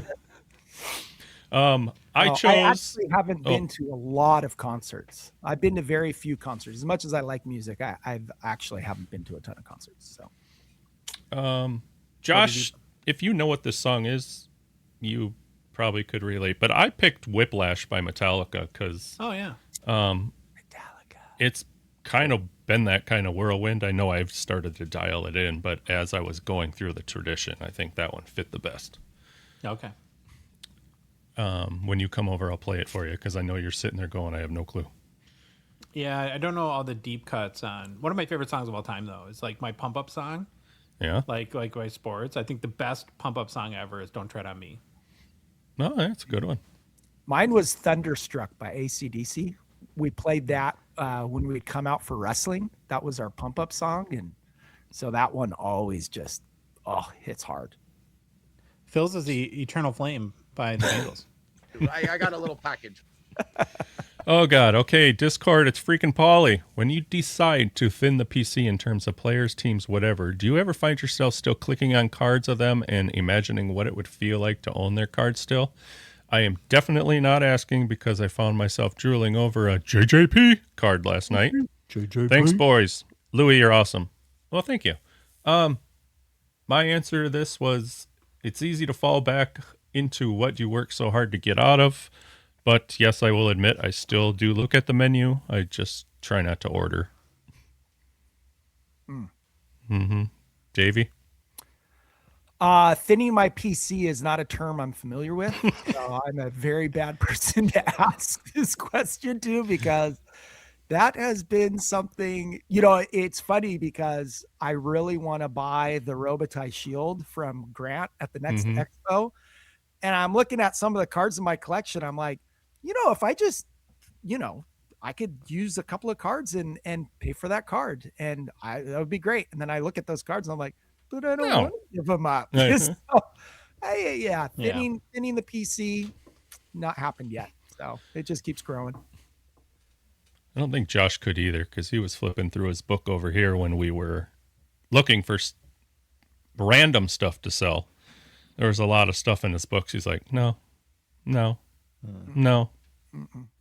I've been pretty good about not falling into old traps, but I still do. Like there's a few like Cole Caulfield cards that I bought recently, and I gave up that PC and I like the cards, but then I'm like, why did I do this again? And Instagram, Cheese and Sports Cards. Question for the team. When do you consider the start of Young Guns? 99 2000 with Flagship? Do you include Collector's Choice and the early 90s 2-year run? Thanks. Doing a Sens Master Young Guns set and got me looking at the history of Young Guns, and gotta say one of my favorites so far has got to be the 1997 Collector's Choice, Wade Redden to be exact. Yeah. Well, Josh and I think, both agreed on 90-91. yes. Dave? I didn't know they made Young Guns before 2020, so I'm the wrong guy to ask. Wrong guy to Perfect. ask. Discord, headphone activist. Hey guys, Olympics are underway, and watching Canada is some of the best hockey I've watched in a long time. How have you guys been enjoying the games, and do you have any favorite highlights from the first week? Go for it, Josh. Yeah, so we've talked a little bit about it is you're awestruck watching McKinnon, McDavid, and Celebrini on a line. I mean that's a highlight for sure. I'm also loving the two things about Team USA is again not as of course great of a line, but the Tkachuk brothers and Jack Eichel line. Jack Eichel's been another player who's been incredible for Team USA so far. And then the other thing about Team USA I've really enjoyed is the whole brother connection storyline where both Tkachuk brothers and both Hughes brothers are playing very, very well. And that's kind of cool. David? Yeah. Talking about the brothers, both games that we've witnessed so far, all four players have had points in the game. So that's pretty cool. I would say probably the highlight was one of the goals in the first game against Latvia. Brock Nelson's second goal that he had, that tape-to-tape passing between, I believe it was Matthew Tkachuk and Jack Hughes. And then where Jack Hughes was just parked. It was it was just a crazy, just like it's one of those goals where you just make the other team look silly. It was just pass, goal. Like it was amazing. So that was my favorite highlight so far. How about Jeremy Swayman saves from the red line? Is that a highlight for you? that goes in the Fiala injury category. Yeah, I don't think he's going to make another appearance in the Olympics. I don't think so. I think he was a little shaky. There was some pretty bad ones. Well, I've been watching when I can. I did catch Celebrini's tip live at work. Don't tell anybody. But so that was my highlight. It was cool to see him get that first one in his first Olympic game, of course, because why wouldn't he, right? Instagram, Solsa Fire. What would be a 90s set to collect for somebody's first time doing a full set? I'll start. I picked, I mean, it's kind of expensive, but 1990-91 O-Pee-Chee Premier would be one I'd like to put together. Nice. Josh? I went with 1998 Bowman's Best because I think the whole idea of set collecting, now you have to look at, there's no like master collection anymore because with all the numbered and 101 cards. And so I think Bowman's Best gives you three options. You could collect the base set. The base cards are pretty cool. And then you could collect the refractors.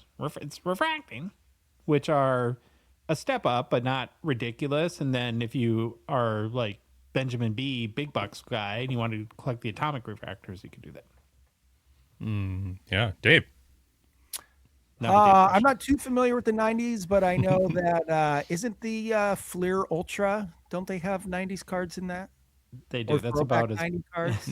Thank you, Dave, for that. Good job, Dave. You know what Dave gets for that?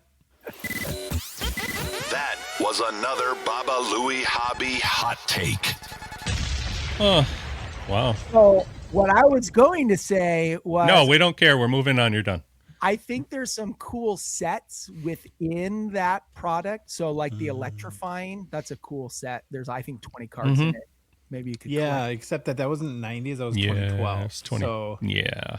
Aren't they a throwback from the 90s or something? No.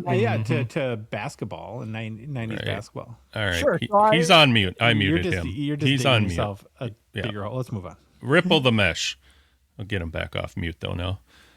With all the scandals going on in the breaking world, do you think it's only a matter of time before these breaking platforms, Whatnot, Fanatics Live, eBay Live, YouTube, blah, blah, blah, will be regulated as gambling platforms, as some lawsuits in the USA are happening in regards to these platforms being a form of gambling? I'll let Dave go. Josh is drinking because I kind of went diarrhea of the mouth on this one again. Oh, yeah. I mean, I don't know. I don't have a strong opinion about this.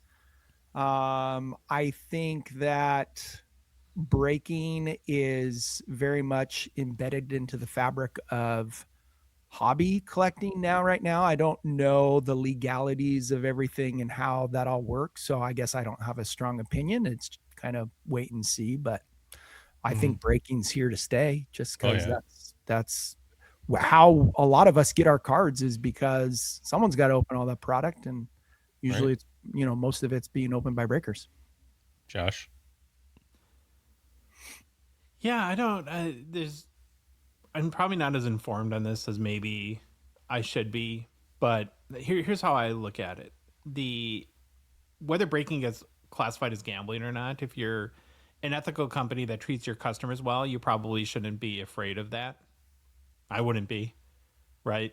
Because to your point, Dave, I think it is here to stay in one form or another. The other thing about the lawsuits is I would have to be a lawyer or really understand what's going on. Whatnot is a multi-billion-dollar company. There's not a single multi-billion-dollar company in America that doesn't have 20 concurrent lawsuits. So I don't think in of itself that Whatnot is facing a lawsuit is. I think that's kind of content bait a little bit at face value, at least anyways. Now maybe there is teeth to it and maybe it will enact change, but I would have to really do a lot of looking into to have a better assessment of that.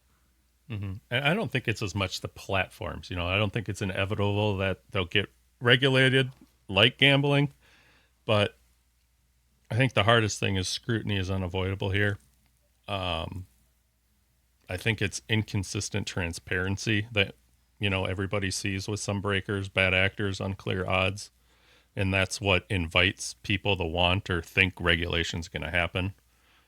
Best thing anybody can do is disclose odds clearly and clean up shady practices. In doing so,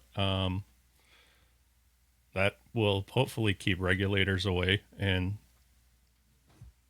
I don't know. It's more of an if, or less of an if, and more about how responsibly everybody goes forward. We look at the big platforms and say it's their fault. Well, look inside it and go that route. And if I were to give advice to anyone who's looking at joining breaks, the nice thing about breaks is you can join a live stream and just watch. Watch the person, watch how they do it, compare different people. I know that I don't do a ton of breaks anymore, but when I did them with Grant. And the reason why I did them with Grant is because I thought the value was there. I liked the way that he did it. The transparency was there. There was a good vibe in the chat. And so I think that spending some time doing some research on different people, and there's a lot to choose from these days. Find someone who you connect with and you jam with, you like their style. Some people are more vocal, some people are less vocal, that could, annoy some people. So just find your lane, find who you're comfortable with, and go with someone who's been around for a little bit and trusted, and you should be fine. All right. Max Collectible Cards Plus from Instagram. Hey, boys and ladies. Well, Phil's not here, but we'll let him know. I recently bought a hobby box of 2526 O-Pee-Chee and had the most fun of ripping packs in a long time. With prices on hobby boxes that keep rising and the fun being sucked out of the hobby by greedy people who keep raising the prices, etc., Celebrini hobby box is rising 3 times the price since it came out, and the cup is at 3,400 Canadian. Should there be a cap on how much hobby shops raise the prices? Awesome job you guys and gals do. Whichever one of you wants this one. Oh, I think I'm going to probably be really unpopular here. Okay. But I think my I'll go mindset first. keeps changing. Well, no, I'm Go for it, Josh. I have a little I struggle with the word greed when it comes to business. And it's like, I wonder if in some ways we as hobbyists want to have our cake and eat it too, right? We want to buy cards for $10 and sell them for $1,000. Why aren't we greedy in that scenario? And I would be in for map pricing, which is where like the manufacturer controls the pricing. But with the exception of then Upper Deck would have to find a way for their shops, like the whole EX2000 thing we joke about all the time. They're selling those maybe they started at $200 and they're selling them for $75 now. Right? So you can't put a shop in that situation where they're losing money on some products, and then you can't have your cake and eat it too. Yeah. And the fact is it's supply and demand. And when products go up, it's because more people want to buy them than there's boxes to sell. And I believe me, I don't love to pay more for stuff. But you can understand that, and it's kind of like the hobby is sort of this free market thing. And again, it sucks when I would love to buy a box of Series 2 Macklin Celebrini and chase that, but I'm not going to pay $400 for it. And so all I can do as a consumer is vote with my wallet and be out. And what I've my life raft or life vest in this hobby has always been, and maybe I'm just lucky, I love so many other things that if I don't see the value in spending $400 on a box of 2425 Series 2, I don't get bent out of shape about it, or the whole Macklin Celebrini thing to begin with, right? Because I'm priced out of everything Macklin Celebrini related right now. But I love Mario Lemieux. I love Ovechkin and Crosby, and so I don't get butthurt about it. I just don't. Anything to add, Dave? Yeah, I was going to say, I mean, we just talked about it earlier. Like, in this situation, you look at the price jump for a lot of this Celebrini chase.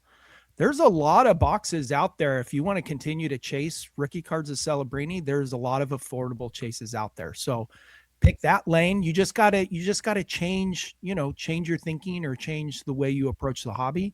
I mean, when you look at maybe other years of product that come out, maybe with not as much highlight, look at 21-22. Look at the rookie crop of 21-22. There's no super crazy all-star Celebrini, but you got Cole Caulfield, you got Swayman, you got Byfield, you got so many people. You go and look at the hobby boxes of everything of that year. They are cheap. They are dirt. You can buy an SBA or SP authentic box and have a chance at pulling a Cole Caulfield Future Watch auto for 120 US. So, I mean, there are lanes of this hobby that get really expensive and price a lot of people out, even in the singles market. Mm-hmm. If I wanted to go buy a cup RPA of Celebrini, sorry, but that is way. Well, you could trade in your whole collection to do that, and I would love to have Celebrini cards. I am a smitten kitten when it comes to Macklin Celebrini, and I have none. And it's okay. And to me, this whole argument comes down to kind of glass half empty, glass half full. You can choose to be mad at this hobby for 1,000 reasons every day, and they're legitimate. I'm not arguing that there isn't problems or there aren't things that suck or circumstances or situations that we don't like. But this hobby is such an escape for me. It's the outside of my family. It's the joy of my life, and I choose to make it a positive experience. I don't seek the reasons to become angry at it every day. I just don't. Good job. Moving on. Cujo Cardboard from Instagram. With Upper Deck's licensure monopoly in the hockey hobby, what card companies do you miss most from past decades? Well, Dave's out. Yep. A few that came to mind are Panini, Donruss, Parker, Score Pinnacle, In the Game, Pacific, blah, blah, blah, etc. I think Josh and I for sure are on the same wavelength here. We'd take them all back. Oh, I miss them all. And this is a they zig, you zag. If you're frustrated because you can't buy Macklin Celebrini and you love hockey and you love the hobby, go look at Pacific Revolution cards and if you're okay collecting goats and legends of Patrick Waugh and Joe Sakic and Steve Yzerman and all these guys, those cards are Wayne Gretzky. They're crazy cool. Dave, with all the goofy older stuff that you've seen that Josh, myself, Phil has, any of those old school ones stand out or you wish they'd remake? I mean, I see the draw of them. I think that, Upper Deck does a good job at, like, you talk about Parker. So they made, they kind of adopted the set or whatever, but I don't know enough about those sets to really, have an opinion because I'm just stuck in modern. I just and that's fair and fine, and that's the way collecting is. Would you even want to sit down and look at the older ones like that, or is it just not in your wheelhouse? Yeah, it's just not in my wheelhouse. I mean, you're talking about inserts too, right? Mm-hmm. These are all insert-driven sets, and sure, there are inserts that I collect and there's sets that I collect, but they're modern, right? And I collect patch auto cards and things like that, and so it's not really my cup of tea. And so when I go on eBay and I'm searching at cards, or I go to a card show and I'm looking at cards, if me and Josh were standing next to each other, the cards that would stand out to me and they're like blaring, Josh would not even see, and vice versa. Mm-hmm. The cards that are, oh my gosh, did you see over at this table this card? And I'm like, no, I didn't see that card. Well, you know what's cool about that, though? And I think we all have this to some degree, is that you have in your back pocket at all times that if you ever got sick of modern patch autos, there's many avenues that you have fertile ground that you've never even explored in this hobby. That is correct. There's endless possibilities. There you go. All right. Apps, hockey cards, APS or apps. Hey guys, my question is too long for the post. I collect a sealed tin of each Upper Deck product each year, including Centennial sets for my display. I have everything from 2015 to the present except the Canadians Centennial tin. Do you know when Upper Deck started producing tins for Series 1 and Series 2? Ideally, would like to get some sealed tins of them all. Love the show and Baba Louie's infinite wisdom. Ha! Thanks a lot, guys. Did you write that in? No, I didn't. Nope. You that pays one people. that one I didn't. Wow. Nice job. I actually tried to do a lot of digging on this yesterday, and I can't find anything earlier than what he has. Now, if you cheat and go on like Gronk or ChatGPT, they say there was older ones, but I can't find them, and I can't even find them going back into the Beckett history stuff. So I think Abs Hockey is going to have to redo his statement. He just said your infinite wisdom. Your teeny tiny bit of crappy wisdom. Well, Now, you had more wisdom than us, so don't worry about that. What I took away from this is, what a cool way to collect that I've never thought of before, right? I mean, that's like, that's kind of a neat collection, right? To be a tin collector. He's like the Tin Man from the Wizard of Oz. Do you guys have tins? Like, have you guys collected tins, Louis? Like, I don't like a tin of Series 1 or 2. You still have the tin? I only bought 3, and Gavin stole one because it had Patty Kane on it. But I think I have them in a box, but then I have like 3 cup tins. I like the cup tins; they're cool. Yeah, because cup tins they're hard for me to throw those away. It's the closest Louis and I will ever come to the cup. Right, is the tin. Well, I'm just going to read this one off. I don't know if there's a slide for it. At large events like the Expo, prices can feel inflated, and there's pressure to make a deal. When a card vendor isn't following comps, do you walk away on principle, or do you pay the premium if it's the right card? And this comes from Short Print Scotty.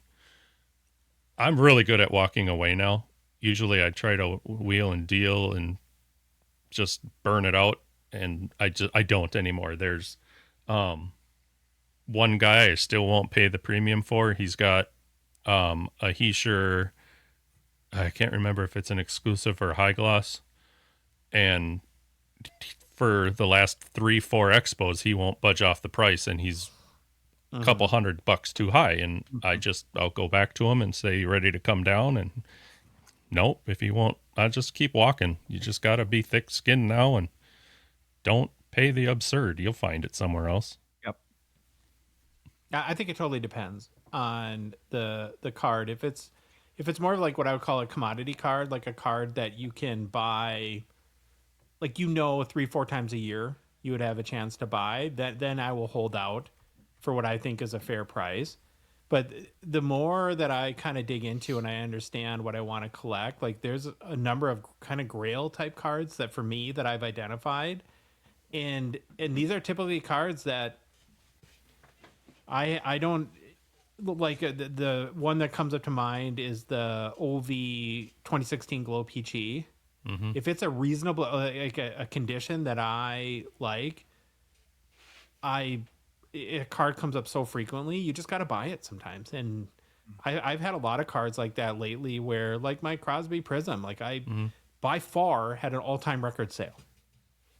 Yep. And I know that, and sometimes you just gotta, like Dave, I'm sure, like if you find the Gretzky all-time future watch, at some point you're just gonna have to decide, I'm gonna pay what it takes or not own it, right? Yep, exactly. No, I go ahead.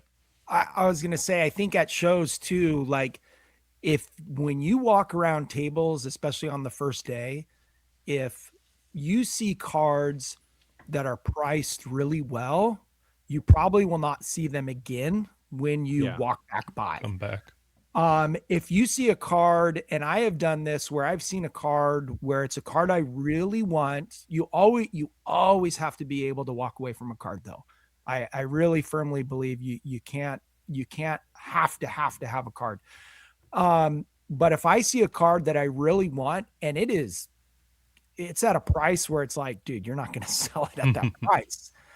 I have a little bit more confidence that I can wait until Sunday to maybe go back and then negotiate, because I'm pretty positive it's not going to sell, especially at that price. Problem is, on Sunday, I don't have any money. So another problem. That doesn't stop you. You just borrow it from everyone. And you owe half of Canada money at this point. Usually so. by Friday, I'm out of money. So here's one more Keggers cards. I just spent a week away with the family in Costa Rica and didn't spend a single minute looking at cards or anything. What's the longest you've ever gone without doing any card stuff? Did it kill you a bit inside when it happened? I'm lucky if I can go a few hours, like a movie or something, without thinking or doing something card. Yeah, this is a tough question for us, because what we're trying to do here with this whole Gongshow thing, and it's something I think about a lot. Well, first of all, I love Costa Rica. I went to the Guanacaste region, which is on the Pacific side. Haven't gone to the Atlantic side yet, but the taking a step away is healthy. Any thing that becomes obsessive is never healthy. And for all of us in particular with this show, we probably need some more times to step away.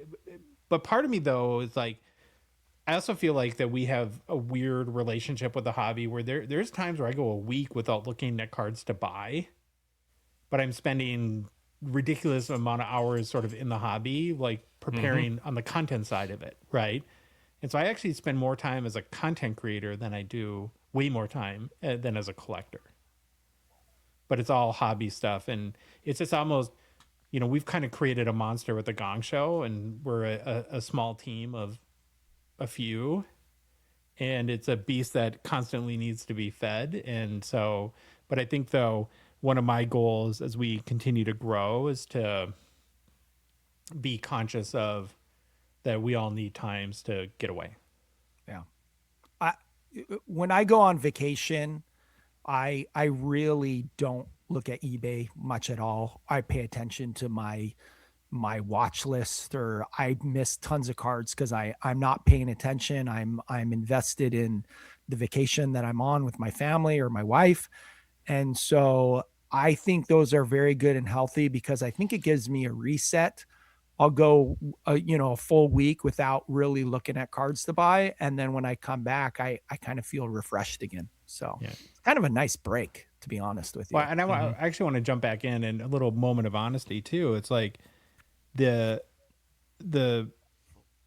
Gongshow experience has been overwhelmingly, the best experience of my life, right? Not the most fruitful yet financially, but hopefully that changes soon. It has created a huge part of being successful in content is consistency. And I give, for whatever level of success anyone believes we've had, I give that the most amount of credit. I think we're getting better at what we do, and we work hard to make the best content possible. And because we're putting in our reps, we're working hard, but I will not miss the show, but that creates huge issues personally for us. Like, I'm from northern Minnesota, 4 hours away. I'm almost to the point where I don't want to go home anymore, because the amount of juggling required to do that is overwhelming to me. Right. And we've kind of we've engineered a lot of complexity into what we're doing. And so that's something that we need to manage, and without sacrificing quality and with maintaining consistency to kind of, because we want to do other stuff within the hobby too, is we have to kind of find a way to balance it out a little bit. Like the three of us, right? And we haven't talked about this yet. Us and our beautiful wives, we're going up to my cabin on Memorial Day weekend. Mm-hmm. We have to figure out within that, it becomes it's a huge amount of work, or even going to the expo I'm not complaining, by the way. I mean, very blessed in that we get to do this, but the amount of work required to go to an expo on the front hand, to have shows in the can so that we can have a show on the day we're supposed to be driving. and all that stuff is kind of exhausting.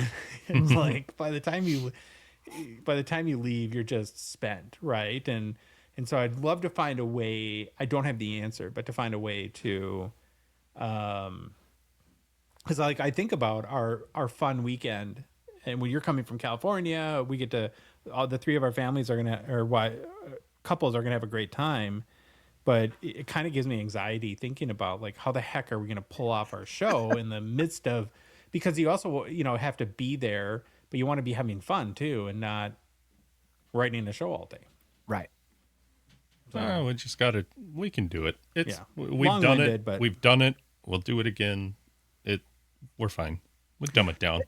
The wives will want to break from us anyways, so they'll say, "Yeah, you guys go do your thing. We're gonna go stick them on the pontoon boat, and we'll go sit on the pontoon boat and just relax and chill."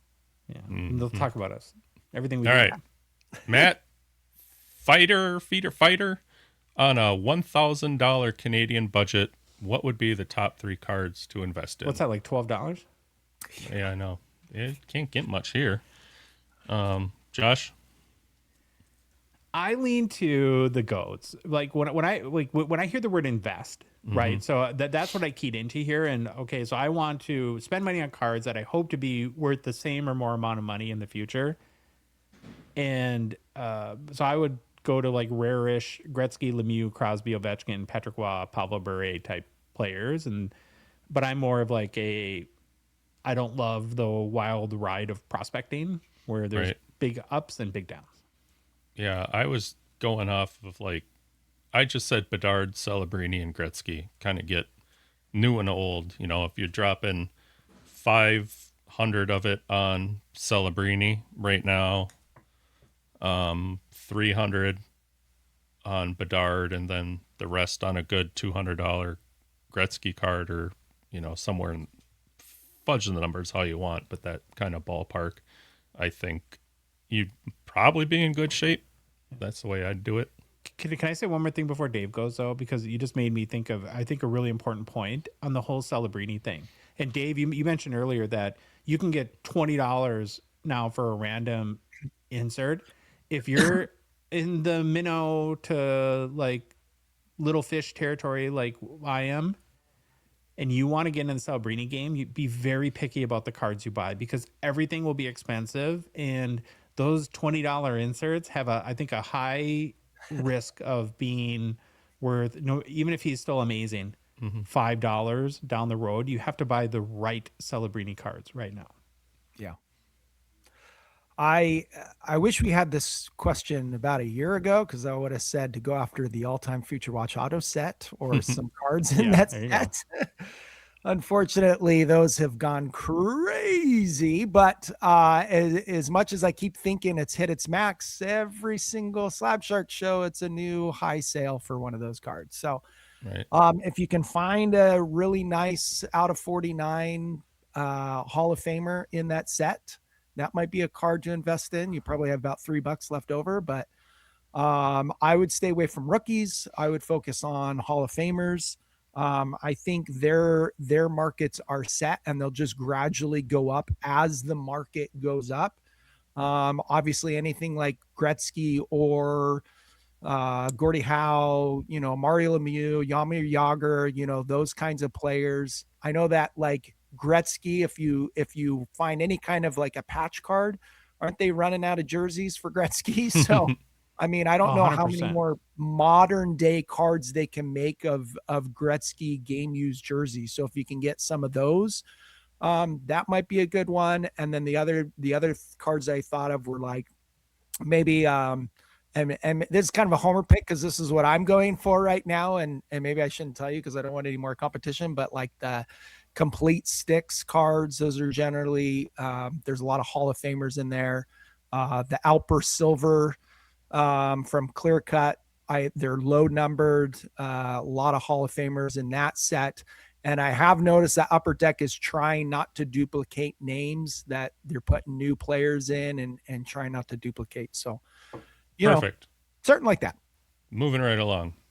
Shane Kalmusky. Is there a reason that the Cup Glory Shields fetch a pretty penny? It's a manufactured shield. However, they seem to sell for quite a bit more than equivalent cards with game-used patches. Dave? These cards are not on my radar at all. So I have no opinion on this because I don't know. I didn't even know that they sold for more than game use patches. So that's interesting to me. I as don't well. think that they sell for more than a shield, but I think they're cup cards.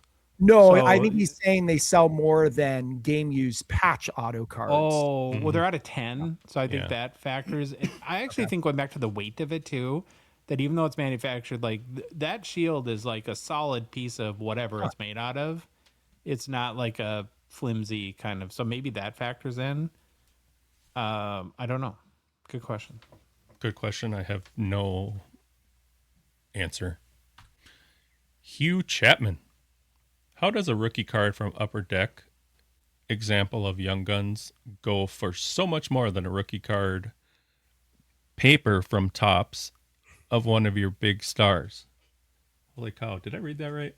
How does a rookie card from Upper Deck, an Yeah, example... I think it was worded a little. Is he saying like why does like a modern day rookie card Young Gun go for more than like like you a know, Topps paper, like Hall of Fame player? no, like a current rookie star, I think is what he's saying. And Oh, current rookie star. what I think it comes down to is that the Young Guns is a very kind of unique card in of that. Well, I think there's two reasons for this. First of all, it's a 35-year-old brand heritage with it. And secondly, is that it's really actually a short print card. And there's a lot of them, as we know, but it's not as you get 6 per box.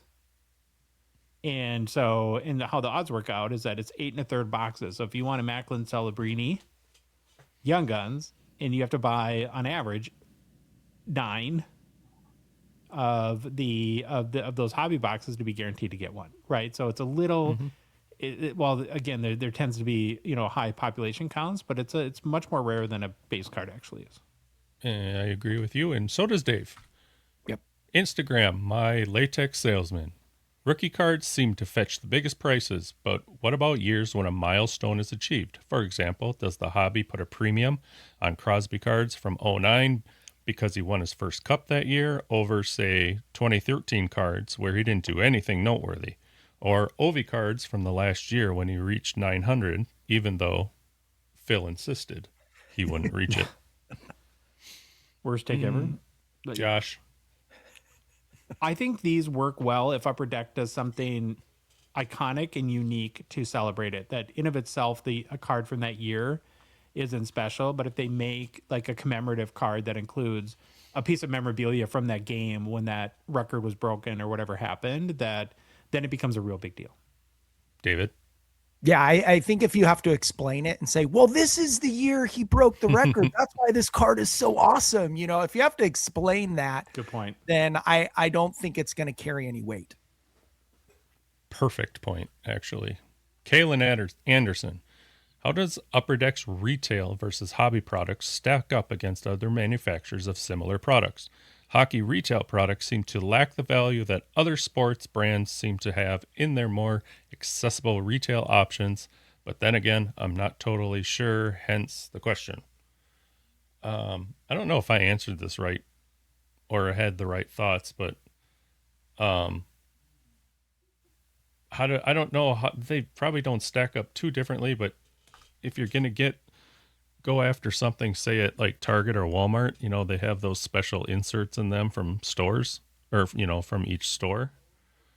I think it's more of a strategy, Louis. I think Upper Deck puts their retail products on more their entry level. So their flagship and like O-Pee-Chee paper, maybe a little bit of platinum. That would probably be the best retail option. And so like they're where maybe like in basketball, you can get maybe the same parallels, just tougher odds in other sports, and you just don't get the autos.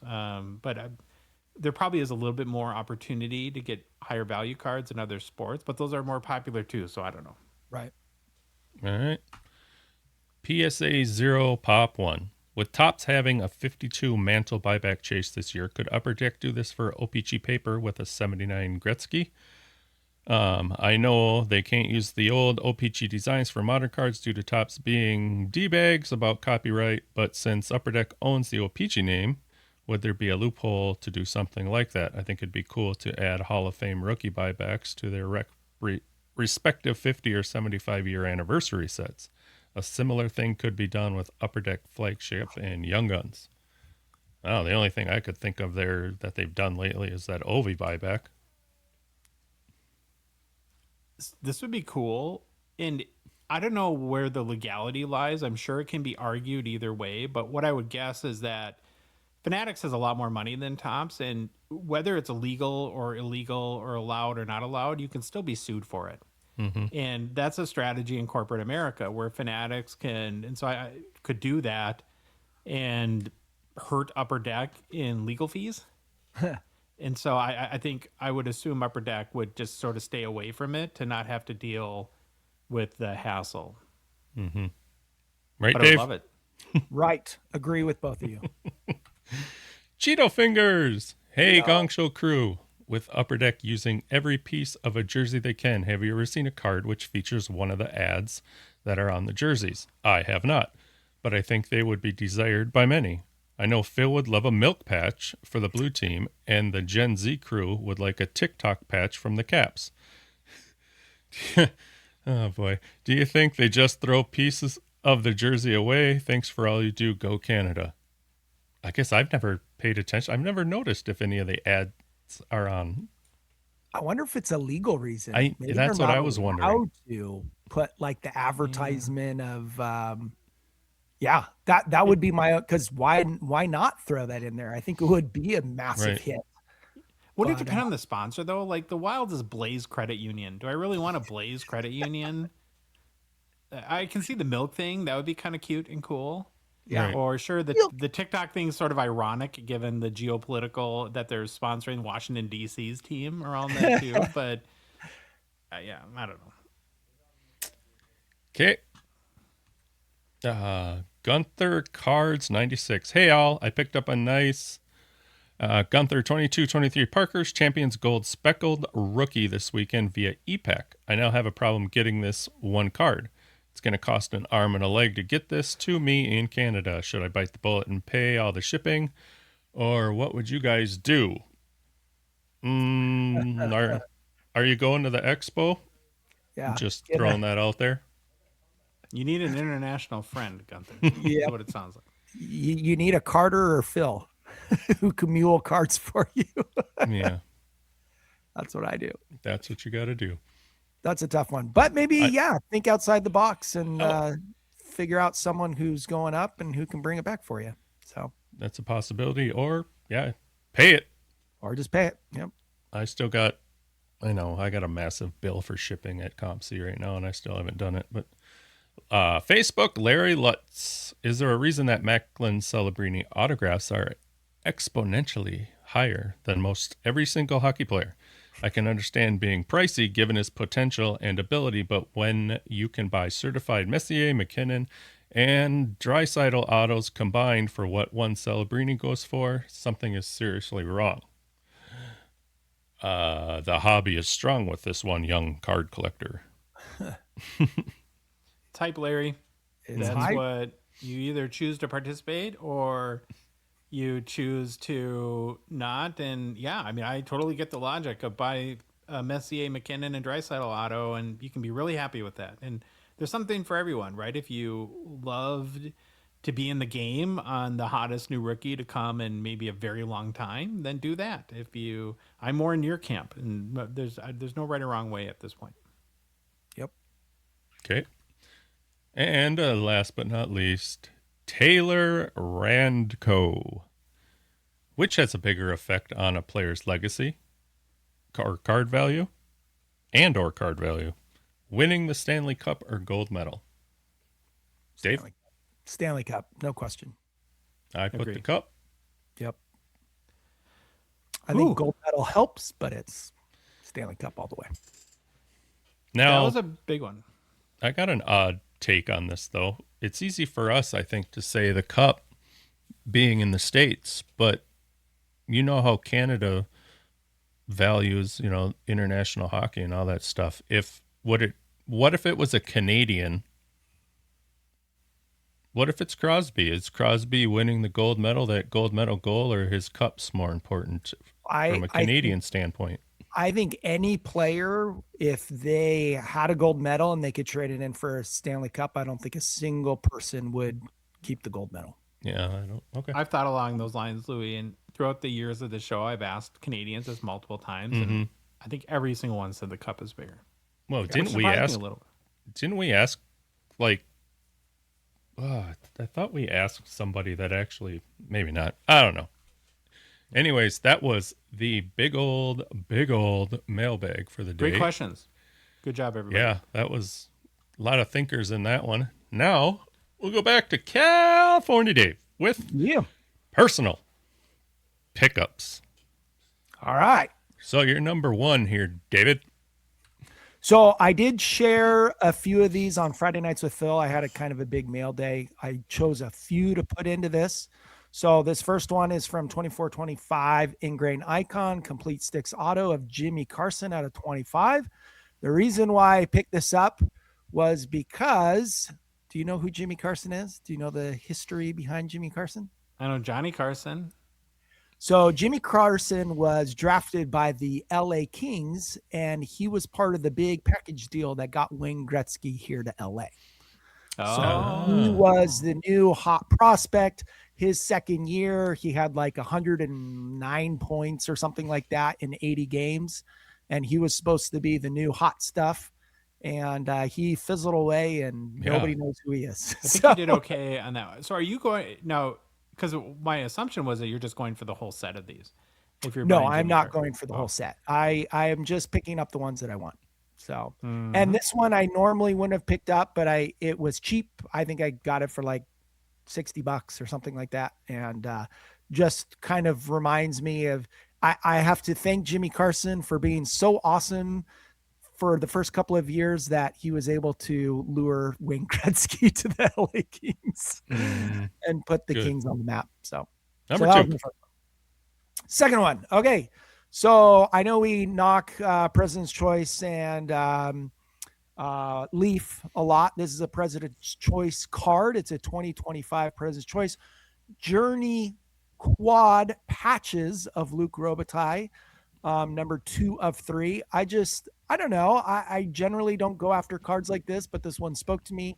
It has Luc Robitaille on all 4 teams that he played for: the Detroit Red Wings, the New York Rangers, the Pittsburgh Penguins, and of course the LA Kings. As you can see through the pictures, he is more smiley with the LA Kings because he loves the Kings more than anybody else. But he did win a cup with the Detroit Red Wings. So I'm happy he was able to get one in his playing days with them. I don't own really any cards of Wayne Gretzky, not in his Kings jersey.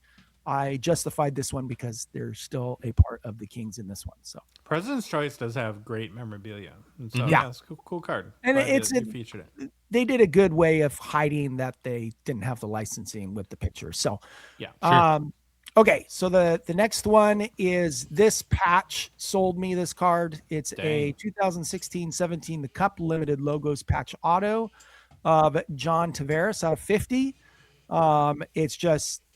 It's the patch. I mean, I paid a premium on this for what limited logos normally go for Tavares. I think it's in the $120 to maybe $150 range. I paid about $200 for this card. But the patch just was insane. The card design looks really nice, and it's just one of those cards. I don't collect John Tavares, but it spoke to me and I went after it and I got it. And then someone messaged me and said that I sniped this from their brother. So I'm sorry. But winner. And then last but not least, this just came in the mail yesterday. Oh, I'm so happy. 2020. Let's see it live. Okay. See it live. This card is amazing. I love this card. 22-23 The Cup, The Show auto of Sidney Crosby. I don't know how many copies there are of this card. I don't think there's a lot of them. I love an acetate card. The auto on this is going to go into my dark safe forever and ever, so the auto doesn't fade.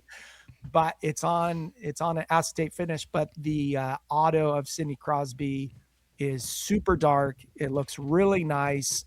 I absolutely, the first time I saw this card design of the show, I knew I wanted a really nice auto of this card, and this is the first one I pulled the trigger on. So, Are these going up in value or down in value as time goes on? I think they're going up. I mean, I paid like $500 cool. bucks, $500 for Oh. this card. So, I mean, they're not cheap. They're spendy, but just absolutely love this. I don't know, the card design, everything about it. Just, I love the show cards. So I very agree. happy to add this to my collection. All right. I am not participating this time. So Oh, hobby loser. There you go. I know. I got nothing. No, you're working on something. Big announcement. No, big it's not a unveiling. big announcement. It's just going to be fun. Yeah. Josh, One card one card. to Oh, show. hold on. 2425 Platinum Kirill the Thrill. Dollar bill Kirill y'all. Seismic gold out of 50. This is just part of my just a fun card to add to my. It's gold. I like gold cards. How And much to was add this? to- maybe $40, Yeah, not too bad. That's awesome. something like that. Yeah, I card. like it, and I like the design of 2425. So there you go. Good job, guys. Hey Dave, you have fun? I did have fun. Thanks, Josh. Had to ask somebody. Been a while since we've been pumping our gums for 320. Holy cow. Yeah, we had a lot to say today. Yeah, Dave's long-winded. Ugh, Dave's I am. fault. Just ask Rebecca. And we got to go watch Team USA. USA. Okay. If you like the episode, please leave a rating, review on Apple, Spotify, whatever podcast app you listen to us on. If you love the show, support us. Want to chat with us on the Hockey Cards Gongshow Discord server, please consider a $5 a month donation. Join our $999 support level tier on Patreon. Link is in the show description, in YouTube and podcast apps, and our Instagram, TikTok profiles, and our website, hockeycardsgongshow.com, or on Patreon, patrun.com. And all you got to do is search for us, Hockey Cards Gong Show. If you're not following us on social media, we're on Instagram, Facebook, TikTok, Twitter, and YouTube. And boys, the Hockey Cards Gong Show podcast is a production of Dollar Box Ventures LLC. Have an awesome start to your week, and we cannot wait to be back with you on Thursday. Take us out, Baba Louie. Bye. It's the Gong Show, we're dropping the facts. Hockey cards on fire, no holding us back. Josh looking sharp, the face of the scene. Feeling pork chop pants, rocking it clean. Baba Louie in the booth, he's the man with the plan. The best producer in all the land. Gong Show Nation, let's hit the flow. It's the Hockey Cards Gong Show, let's go, let's go. Wanna say the minute show. So Oh, God. Suck it, Trebek!